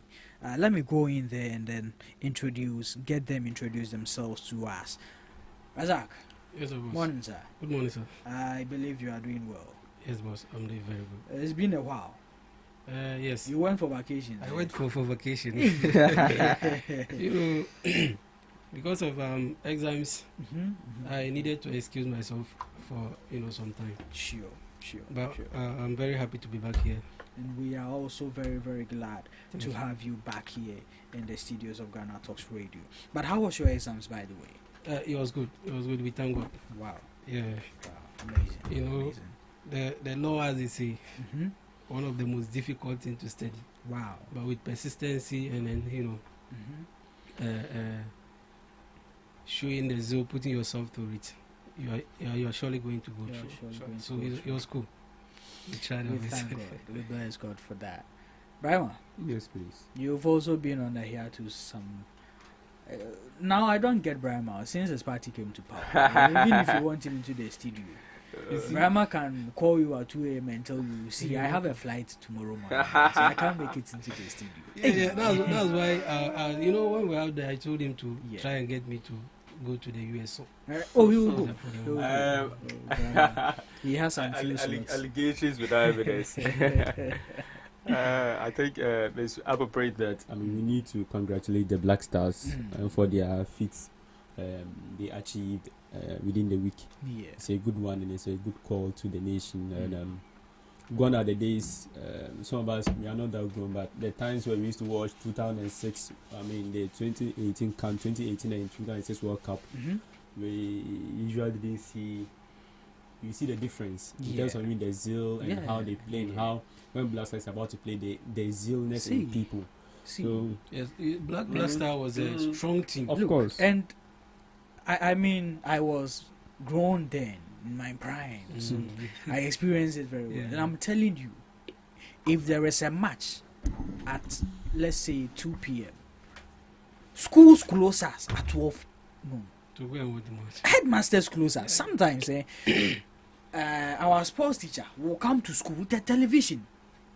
About 12 I said that is how joyful it was. Ghanaians and you know, Ghanaians football is something Ghanaians love so much. Especially when they see the Black Stars are performing. They put their all to it and then give the support as it is expected. Exactly. I mean, the likes of Lai Kingston, the likes of Aminu Dramani. There was a player like that. I don't know if you ever came to watch him. I'm not sure I know him. Hey!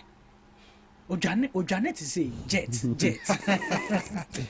Yeah, I mean the likes of Agogo, Asian Dems and all that. The man Ronaldo himself. Yes. Wow. Stephen Appiah. Yes. Don't go there. Don't go there. We had Matthew Amwa, a very prolific goal scorer. Otoado, who is not seeing what to do with the team now. He used to be a very good winger. And then Apema, is it Apema Barroso? Yeah, I think so.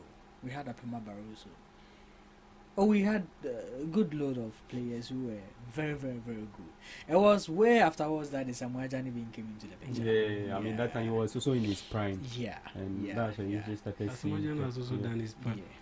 One thing I like about the Jan brothers was that, you know, we had Bafojan. Bafojan was actually the one with the Stephen Appiahs and all.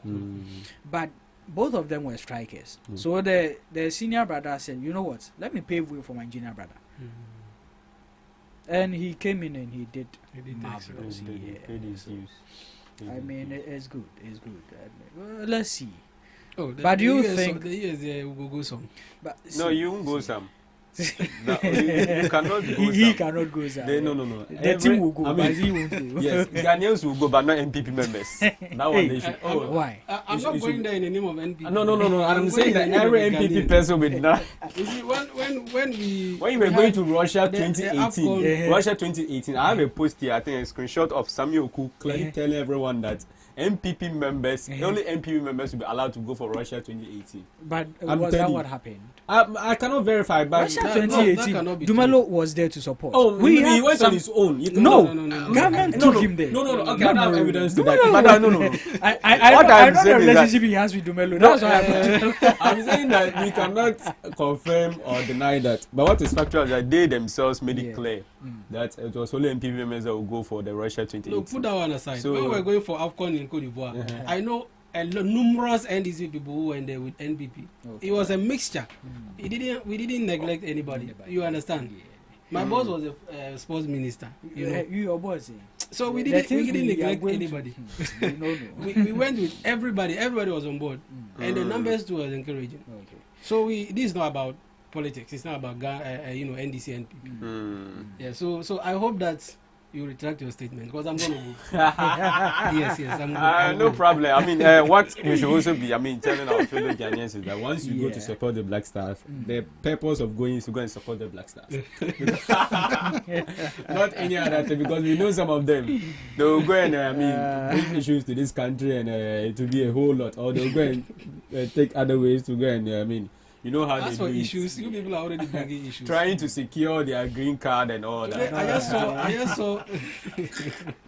You saw what? But you know the US there. If I go, then I get the opportunity. I won't come. You're not being patriotic enough. You see why you're not supposed to go. That's why you're not supposed to go. You see, I the kind of person I am, I want to garner experience so that I can come and help the country. No, but you can still be here. The country that, by God's grace, today, you've passed crèche, you've passed nursery, primary, JHS, SHS, university, and today you're doing law in the school. The school, the country should be enough for you to, develop whatever skills that you have today. It's not the white man's skills that would, we agree, they may have improved situations. If you say that you are making a wrong a wrong, statement. Which I because agree. we have instances where even countries have to go to different countries to learn things. I agree, but you in person, if you're making that, I want you to know that. Don't talk about me in person. No. I want you to know that this country is enough for you. And there's no need to go and develop any skills anywhere, because you see the American society, or you see how Trump is doing, needs to, working against these immigration laws and trying to make sure that people return to their home countries. Yeah.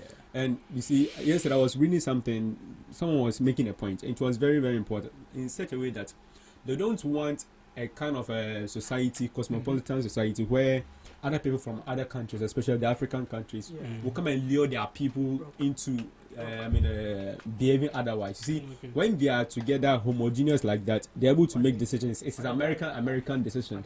But usually what they do is that when they allow people to come into the country, you sort as it were influence their fellow Americans in the past, like how there you go about America saying free Palestine, those kind of things. So you see, I like the point you are making, but there's a question mark. And the question mark is that you have gone to sign an agreement to receive people from various parts of the country into Ghana. Don't you think that can have effect on us? No. For our own, it wasn't as if they are coming to stay permanently. I'm referring to the situation where people have secured visas as a student visa to go and work there and want to remain there permanently.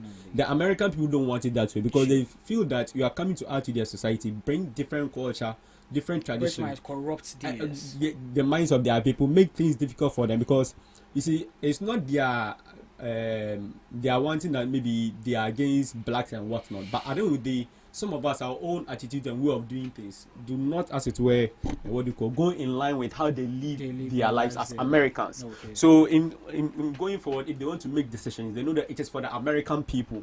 They don't have to be drafting other bills concerning under normal circumstance. You cannot dictate to a sovereign state what to do. That's right. You understand? But if any other nation, let's say Ghana, Russia, Zambia, or any other country, is taking the measures that Trump is taking, it's not going to help. Because there's no country that can stand alone. Exactly. We are interdependent. We all need that bilateral. You understand? So the measures that Trump is taking, they are measures that I really don't believe it will help. It will help. Okay.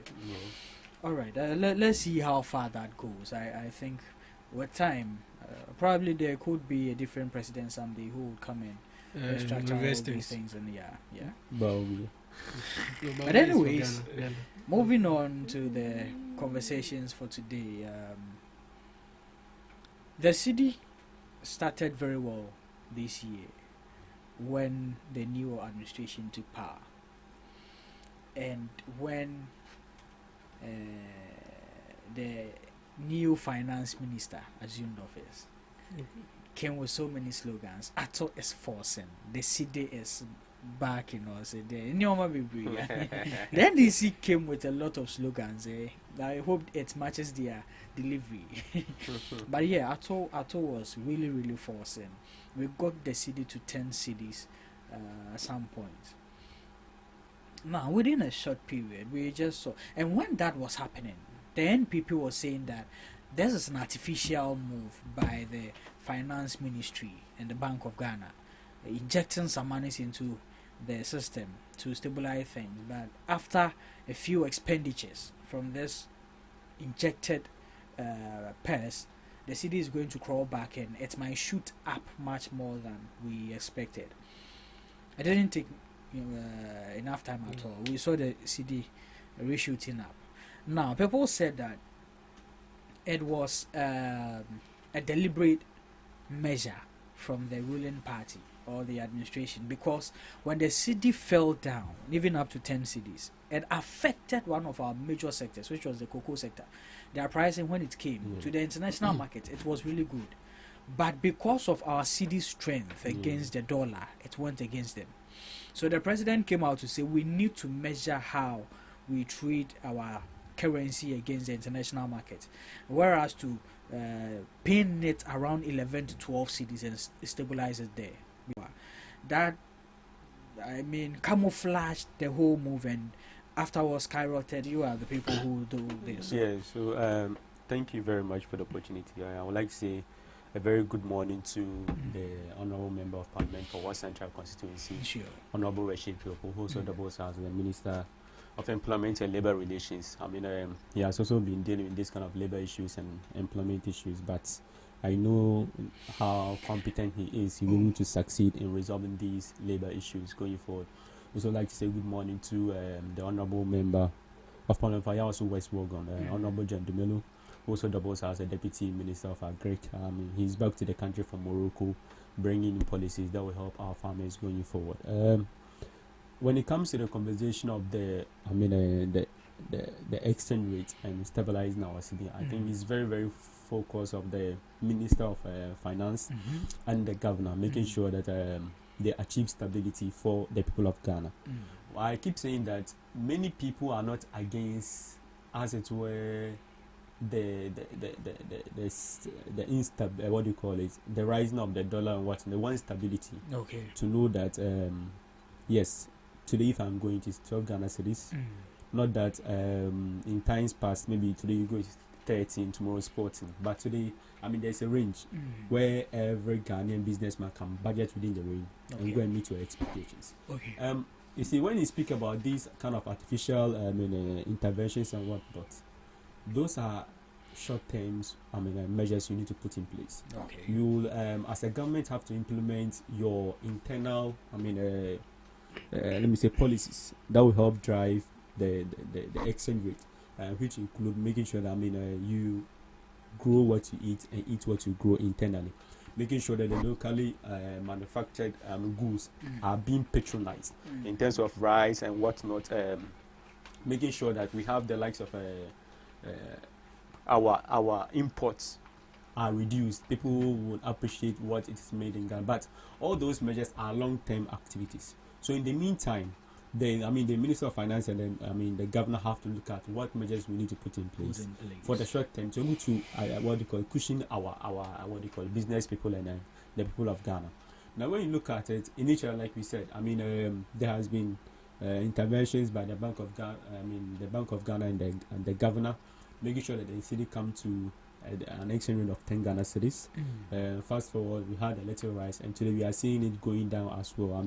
12.6, hovering around 12.6 thereabouts, and that is good for the people. At least they know that there's some kind of stability. Over the past, I think 3 months, it was hovering around 12 Ghana cedis thereabouts. So people knew that there was some stability in it. Looking at, you see, we are going into a season where it's going to be a festive season. Okay. Where a lot of people will be coming into this country. People would like to import goods and whatnot. There will be pressure on the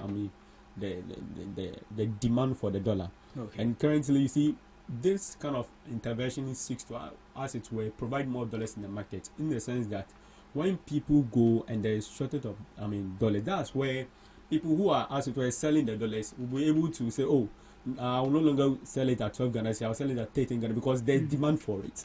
So at the end of the day, you need more cedis to get a dollar, because it is difficult to come by it, and those who are also selling it to us will also want to get profit from it. It's human nature. So what the Bank of Ghana seeks to do and the Minister of Finance seeks to do is, okay, let's provide more dollars. And I think when what do you call it? When I went through the press conference that the Bank of Governor did, Dr. Isiama, he said categorically they are going to do it in trenches. Maybe weekly or something, they'll be releasing $300 million in terms of that way, so that they will to make sure that they stabilize the city for the benefit of Ghana and the people. So when you look at, people seeking to make do as if this artificial intelligence is intervention is bad. No, it's not a bad thing. Okay. It is what is governance without putting in these structures. That is what we call governance. Okay. Making sure that you identify the prudent times where you need to come in, where you need to allow the market to flow, for you to observe whether your policies that you are initiating are indeed working. Because if you bring youth in mining, youth in agriculture, it means that everything that we are doing must be within this country, where it will motivate people to want to develop so many things, whether factories develop so many equipment we can use internally, instead of maybe business people going out to go and borrow, to go and import things, which will bring a rise in this our city exchange rate with the dollar. So I think it's a good move by the finance minister and the governor. What I am particularly impressed about is about their timing. I mean, this is a time where you expect the city to really fight against the dollar. It would have been a massive war, but we are hoping that with this intervention going forward, we will see the stability that we are experiencing. I mean, at the end of the day, it has no color. It's going to benefit the Ghanaian despite our political issues celebrate. You also spoke about, in our previous conversation, you spoke about the cocoa issue and all that. I mean, it's affecting them. So at the end of the day, if there is some kind of stability, we know it's within 12 Ghana cedis and whatnot. The farmers know that at the end of the day, if I am getting my money or it's being sold, now there's an increase of the cocoa price. I think 3,300 to 3,600 thereabouts. About some 12% increase in what they used to receive. So gradually we'll get there. We promised them an amount of money. And because yes, we did. We promised an amount of money, which we never progressively. Progressively we'll get there. That's the issue, you see. And I take solace in the words of President John Dramani Mahama when he met the labor unions about their 10% increment. He told them that, you see, now we've come to meet. What we need to recognize is that we've come to meet a messed up economy, an economy that was in coma, an economy that was in ICU. Currently, we are all surrounded by IMF conditions, and we are guided by those conditions. For which we even see some kind of quarterly increment in our tariffs and whatnot. So at the end of the day, what he told the labor unions was that at least for now, let us all wait for him to put things in place. When the national cake, is booming, everyone will have his taste of it. So I think what the governor and the minister of finance are doing is a very good move, and we appreciate it. And I know the people of Ghana will appreciate it. And going forward, it's going to affect our daily lives. Make sure that we see some kind of stability in our goods and services in the country, which will affect everyone positively. Okay, all right. Thank you, there, Brahma. Razak. Yes, boss. Brahma says that these artificial interventions are nothing to, weigh down an economy. It's actually needed in such a time. What do you also have to say about it? Okay. So let's cast our minds back to, early days of 2025 when they get into office. The Bank of Ghana initially injected 1.4 billion into the market. Okay. And that brought the CD back to as low as 10. As low as 10 to the CD. Yeah. But what we saw was that there was a warning from IMF and the World Bank to the Bank of Ghana that this is not a sustainable way of intervening into the economy. Okay. Dumping dollars into the forex is not the way to go. This is the lazy man approach to tackling the issue of FX. Okay. That's what Bank of Ghana told them. And even the Institute of Economic Research and Policy Promotion, they warned this government that this is not the way to go. And I want to quote clearly what they said. Okay. IERPP, they stated that while this may create an illusion of short-term stability, it distorts market dynamics. It encourages cheap import. It undermines local production. A toxic combination for long-term economic health. So what we are saying is that look, the governor for Bank of Ghana is sleeping. Okay. He's sleeping. Look, you are supposed to look for a clear, definite FX policy. Sustainable policy too. You understand? That deals with this issue. We are always talking about sustainable development. You cannot be using our reserves to push into the FX. In any case, when we came to meet only 8 tons of gold. But Dr. Baumia, the visionary man, came with a policy, clear policy that seeks to fight these FX, discrepancies. Which is gold purchase program. Okay. That's what we use. And before we left, we had about 33 tons or so. 30. From 80. You had 30. 30, good. From 8 tons to 33 tons. To 30 tons. Okay, 30 tons. Okay. But before you move on, do you know how many tons we have now? Is it? Do you know how many tons of gold we have now? No. These people, they've not added up to 2%, 2 tons. They've not. As of today, do you know how many tons we have? How many tons we have? 37. 37. So they've added 7 tons to the 30 you left. That's in just 8 months. So let me make that's my point. just in 8 months. So if we should calculate, they might do much more. Yeah, until it happens. Right now, we cannot talk about it. Yes. so I'm saying that the governor of Bank of Ghana, he has to sit up. That's why he's being paid. Think about a policy, sustainable policy that is going to deal with this FX issue, and not to be moving around, pumping dollars into the market to control. This is not sustainable. Not at all. And IMF, look, this is what IMF told Bank of Ghana. Adopt a formal internal FX intervention framework. Are we in this together? Adopt formal internal FX intervention framework to enhance transparency and predictability. Okay. This is what IERPP told Bank of Ghana. That there is lack of transparent foreign exchange intervention policy. Even to date, Bank of Ghana has not adopted a clear published FX intervention framework. So what are we doing? So what this means is that, and you see, when they intervened the first time with 1.4 billion, we saw that the dollar moved from about 13 or 14 to 10. And these warnings came and the Bank of Ghana stopped. Okay. And we see that the dollar is shooting again.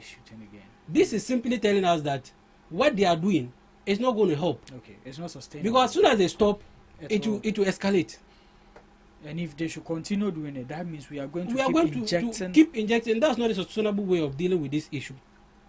Okay. So we are saying that Governor, please, Governor Asiama, sit up, think about a policy, a clear, definite policy, instead of injecting the reserves into the forex. That's not how to solve the problem. Okay. It's clearly not there how to go. All right. Now, and to think that my brother here is applauding the fact that they are injecting our reserves into there. I mean, when we ask the NDC communicators what they are doing to bring the dollar to where it is now, they tell us it's gold board. And I was actually so I was wondering whether the gold board is still in existence or not. I was coming to because we are seeing the reverse of what we were told. Okay. Now, speaking of that, let me ask Brahma. Brahma, your party assured Ghanaians that the gold board will be able to inject about $250 million every week into our monetary coffers. Is that injection still going on, or we haven't hit there yet? I think what is prudent is that like my brother is saying, I mean, suggesting that this artificial intelligence measure is not, it's a short-term issue. Yeah, that's like I said. I mean, when you people were in power, if you did all the things, one village, one dam, one district, one factory, one constituency, $1 million, and all those things, if you did all, we will not be here today. What the gold board seek to do, as it will, make sure that we get our revenue and be able to make sure we support our city as well. Okay. Now, even if those measures are being put in place in supporting the Bank of Ghana, the Bank of Ghana also has a responsibility. It doesn't mean if someone is supporting you, you just sit and fold your arms. Okay. You understand? It's high time they also put in measures they themselves for the gold board also coming to support. The gold board is not was not something we just established as it were to come in. I come and take control. Magically. Exactly, or take control of everything. Okay. That's the point you are making. The question. I'm saying that. I am saying that. Please allow me to land. I'm saying that at the end of the day, those are the measures being put in place. Okay. I do not have the records that whether the injection by the gold board is still happening. If there's injection, it will be reported from. That is why exactly. No injection. So that's I'm saying that they have generated revenue. For the last 8 months, that has not been seen unprecedented revenue within the past months that they've been in session, making sure that we get the revenue from our gold. Whether so the question an ordinary Ghanaian would ask is whether or not gold board is meant to fight the CD dollar situation. The FX gold board has its mandate. first is to make sure that we're able to get the full revenue of our gold. That's our goal from people. Make sure we purchase everything within this country and it is purchased in cities, so that there will not be much pressure on the city. We're able to balance the exchange rate. So I think it is going to be a supporting as it were something complementary to the Bank of Ghana activities and the finance ministry. It doesn't mean that the Bank of Ghana, if they see measures as it were to artificially intervene, they should sit aloof. They need to do that whilst we're also waiting for how Global also come into support. If people are the same people bastardizing us, are you by this logic telling us that, you have alluded to the fact that you cannot think about a policy that would deal with the FX? You people are the same. Other than injecting money into the... I'm saying is that what you're telling I'm us? saying that you people are the same people telling us that we are using, what do you call it, galamsey money to do whatever to give to our global. No, we didn't say it. President Mahama I am saying you people are the ones saying it. President Mahama didn't say that. You people are the ones saying it. What did President Mahama say? You people are the ones said saying that the gold board, that at least, even if they destroy our water bodies, we'll still get the good. So there's no problem. Okay. We didn't say it. He said it. Okay. No, he's saying that, well, we are getting revenue from the gold. By destroying our water bodies. If the issue is there and we are all trying to resolve, for the last 8 years, some people came, they couldn't solve it. We have come in and we are resolving it. If we are purchasing gold and if you, because the journalist asked the question that, does that mean that they can get some of the money from the illegal? He said, well, if you are suggesting to me that some of the monies can come from the illegal mining, then our own people are giving us back the money to use to resolve the issues that they are doing. You understand? So if you are giving the money and there's distraction and whatnot, and I'm using to crack down with the whip, it's best that way than the money going to foreigners and what is within the country. You understand? So let's get with the context within which the president spoke about. Okay. But by and large, what we need to applaud and appreciate the fact that there's interventions that are happening at smart timing. You need to acknowledge the fact that the timing is a very smart way to make sure that you don't put pressure on the city going into the festive season. You spoke about go for oil project. I didn't mention gold for oil. You said no. I didn't mention gold for oil. You said you did a gold purchase. What do you call initiative? I said gold purchase program. I didn't mention gold for oil. Okay, you did a gold purchase program on what, and you have kept reserves and whatnot, but it didn't benefit us. That is point blank fact. That's not true. You understand? That's if it benefited us, we will not be here. Before you took office, look, the dollar was already on a downward trend. Unless you not the dollar was not on a downward trend. The dollar was and not on a downward trend. And that's why we left the dollar at 14.70 before you took office. It's not as if people wanted and you left it there. Let us get it right. It's because of your bad governance that you took dollar from 4 Ghana cedis in 2016 to 14 Ghana cedis at a point, 16 Ghana cedis at a point, 17 Ghana cedis. Fine. Let us establish that fact that it was because of your bad governance that you took a dollar of 4 Ghana cedis. Yes, sir. You see, this government is a government of propaganda. So they are trying to do all that they can. To get the support of the people. They just want to be seen as the good people always, all the time. Always and all the time. But you see, this thing that they are doing, the artificial intervention situation, it's not helping us. Because you cannot say that you are fighting the dollar, you keep pumping dollars into the forex. That's not how to deal with the issue. So you people should think. We are staying that thing. You are now in government. Forget about the propaganda. Forget about the politics. You are now in government. Governance is about thinking and creating ideas that will help solve the problems of the people. That's what we are saying. What you are doing, just because people were crying that there's no dollar, they couldn't find dollar to do their business. You have started injecting dollar into the forex. That's not how to deal with it. And because of that, the IMF and the various research institutions are warning you on the way you are dealing with the dollar situation, but you will not listen. I am saying that you people with all your thinking and all that wouldn't have been here as a country. Currently we are in an IMF condition. Who sent us to IMF? You claim and told us that any leader that sends us to IMF. You mentioned IMF. Please. IMF. I'm saying that IMF anyone, is not new in this country. You are the same people that came to tell us that anyone that sends us to IMF is a bad leader. That means that your own president, Nana Addo Dankwa, the former president, His Excellency, was also a bad leader like that. That means that your vice president was also a bad leader. Those were what you people said. By your own standard. I imagine by your own standard. By your own standard. By your own standard. By your own standard. Destin, I don't even get it.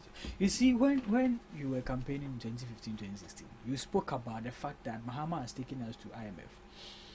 When you came into power, when that IMF program ended, you extended it. You as a party, you extended it. Afterwards, in 2022, the finance minister stood in parliament and told us point blank that we won't be going to IMF. Any government that takes his people to IMF is not the likes of John Kuma and Co. May his soul rest in peace. All made those claims in parliament. And go to 2 weeks after, just 2 weeks after, we went to IMF. You see, you are failing to acknowledge. You are failing to acknowledge something. Don't bring in the COVID and whatever. But this is something we cannot discuss. But this is something that the World Bank, I have in my hand here. World Bank rejects the claims of the MPP that the economic crash because of was because of. Forget about it. We should forget about World Bank. That's a lie. The World Bank. Now the World Bank is lying. Let me tell you the something. same World Bank you said that they are admonishing the NDC. Good. So I want to make a point. Today you don't want to accept. You don't want to accept World Bank. I want to make a point here. Look, ordinarily, an economy is run based on supply and demand. If you don't produce, there will be pressure from supply, demand. There will be demand. If you don't produce, there will be demand, and the demand will increase prices. Okay. Because of the unavailability of goods, right? Yeah. So ordinarily, when there was a lockdown, there was no production, isn't it? So if there's no production, how do people? You know that kind of a thing. Please. Basic economics. The organization. So you say World Bank doesn't know basic economics? No, you can't tell me that COVID didn't affect Ghana. That's not true. No, he said that because there was lockdown and there was no production. If there's no production, demand will push price to go high. The report says that. How can you tell me that does not affect the economy? The report says that. You can't tell me this. No, the report was specific. That what do you call it? COVID. Russia-Ukraine war are not responsible for the economic woes of Ghana. That is factual. You see, why did they say this? They gave people money. During COVID, people left power without accounting for COVID-19 funds. They were donations. NGOs donated. Look what this go to today. I mean, we don't account for the money people are spent during COVID era. No. Oh, okay, I remember. Oh, they use it for things. We don't able to account. I mean, accountability. Oh, but I mean, no, you need to account to the people. They bought us food. No. They fed us. How much? How many people? It's not the whole country. It's not the whole country. 3 weeks lockdown. See, 3 weeks before, I will pay for it. You know, we came to pay for it. People came to the following year. You scam. Political party of scam. You are a political party. You are a political party. Class guys about political party of scam. You told us that 3 weeks to what do you call it? COVID. The economy was robust. There were news items. 2 weeks of when COVID, we were on our knees, ran to IMF. We went to do town hall meetings, took e-levy. For which he told us that e-levy was coming to solve our problem. Or we even went into our own coffers. What do we call this account? Like we don't even. What do you call it? The stabilization fund. Charlie, and took money from all a stabilization fund that the NDC created. No, was it Heritage Fund? One of them that the NDC created for us to come and use for these kind of times. Allow me. No, at the point, I want you to know that. When you want to, bastardize, and I have to remember where we are coming from. Okay. You have to make sure that you who failed and making sure they put things in place. Do not have that moral temerity to come and tell us about governance and what to come and tell us about. We are not thinking. We are supposed to be thinking in this way. Governance is no. It's not done that way. You need to know that you yourself you failed in that regard. You had 8 good years. You understand? So when we are talking about, this exchange rate and whatnot, we need to appreciate the fact that. You people in your 100 days in office, Dr. Mahmoud Bawumia said that he arrested the city and gave it to the IG, but we don't know what happened. When he reached 2024, completely he has left the conversation about economy and the city to do leverage and whatnot. Today we are seeing improvement, and I'm telling you that the measures put in place by the governor and the finance minister are temporary measures. Okay. Such as this, interventions. It has always been there. You don't sit and pretend as if the last 8 years your Bank of Ghana has not done these kind of interventions before. You don't sit there and pretend that in 2022 what they know is that to illegally print money for you people, and you people used to do your things. And it cost us a lot. And make sure that it costs inflation and all those things. So I don't know, you are guilty of so many infractions. I don't know which has brought us here. Today we are in IMF. I think we will discuss the next topic of the bilateral relationships. We are debt restructuring program. We are still under these things. We are still in coma. So you don't expect luxury at this moment. You don't expect free will. You don't expect our policies to start maturing within just 8 or 9 months of governance. You understand? At least you can assess. You can assess a government at least even in 2 years, give or take 2 years. So be able to know that our policies that we are building, whether it is really in fruition. So you tell me that we have implemented these policies, but you're not seeing the ripple effect. So you don't understand why there should be an inflow or an intervention by the Bank of Ghana. I will agree with you. That's fine. But as we stand, so what we are saying is that look, you said COVID did not affect this economy. I'm not the one saying it. IMF report says that your COVID and Russia. So the IMF report means that President John Dramani Mahama lied when he went to say the same thing in the UN General Assembly meeting. What did Mahama say? Mahama said the economy affected, the COVID affected our economy. Not even on one occasion. He said it multiple times on international platforms. See. So look, let's not play politics with this. You cannot discard the fact that the COVID situation affected this country. Right. You cannot. Right. And I made this simple analysis with it. It's fact. Razak, let me ask you this. Let's see, you have built this studio. This entity belongs to you, which you spent, let's say, about 50,000 to build it. There is a disaster. A disaster happens. An accident happens. The studio, let's say, destroys. It gets destroyed. Then you receive funds of 80,000, which is much more than what you used to build the studio. And yet, you couldn't rebuild the studio, and you keep blaming the disaster, but not mentioning the funds that you received, which could have rebuilt the studio. Who is to be blamed here? If someday you have no studio to let's deal with this issue objectively. The funds that we got during the COVID period, the funds were not given to Ghana in the sense that I didn't say it was not. It was. I'm making a point. Just let me flow. You will get where I'm coming from. So the funds that we received, the funds were not meant to produce anything. As in, it could not at that instant change, the rate at which price were increasing because of demand and supply effect. You are getting what I'm saying. So if let's say there's a lockdown, you are not supposed to produce. You've been given funds. How are you going to use the fund to change the situation of FX, foreign exchange, or interest rate? At that particular instance, what the funds were used for, we all saw it. What was that's why you saw that there was supply of water, there was supply of food. Food were. But you made us, you see, because you could not. Because you made us. You made us to that's come. Why government. My problem you're following. Government supplied basic essentials like the water, for instance, which we paid for, free water, which we came to pay, free water, which we came to pay for, which we came to pay for. Nose max. Food. Did you pay for any food here? Did you pay for food? Government provided water. But how many people? Government provided food. Government provided a lot of essentials. Mention them. You see, that's what I'm mentioning. Accountability was never there. They never accounted to us exactly how much we spend on each of these things. So that today, as we're having this discussion, you have full receipts. Or we bought the rice and not even belittling the food he gave to people. It was a pack. The jollof and the one egg that you gave to people and all that. Appreciate. Did you eat some? We appreciate. I wasn't in Accra. I'm sure people. So the food was only shared in Accra. Yes, it was within Accra, Greater Accra. My village. Within the southern sector.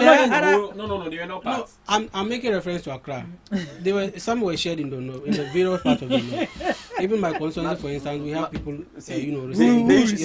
at that time, the issue is that when you look at that time, Nana was still flying a private jet. You were still living a flamboyant life. The government was not cutting its coat according to its cloth. You had ministers. You are still being appointing ministers at large and whatnot. So I know the people didn't see people to be serious with what we are, because if you are telling us Ghanaians to tighten our belt, then you as a government, you are spending lavishly, giving contracts to your daughter ambulance contract and whatnot, making sure that they are okay. Your ministers, you have minister for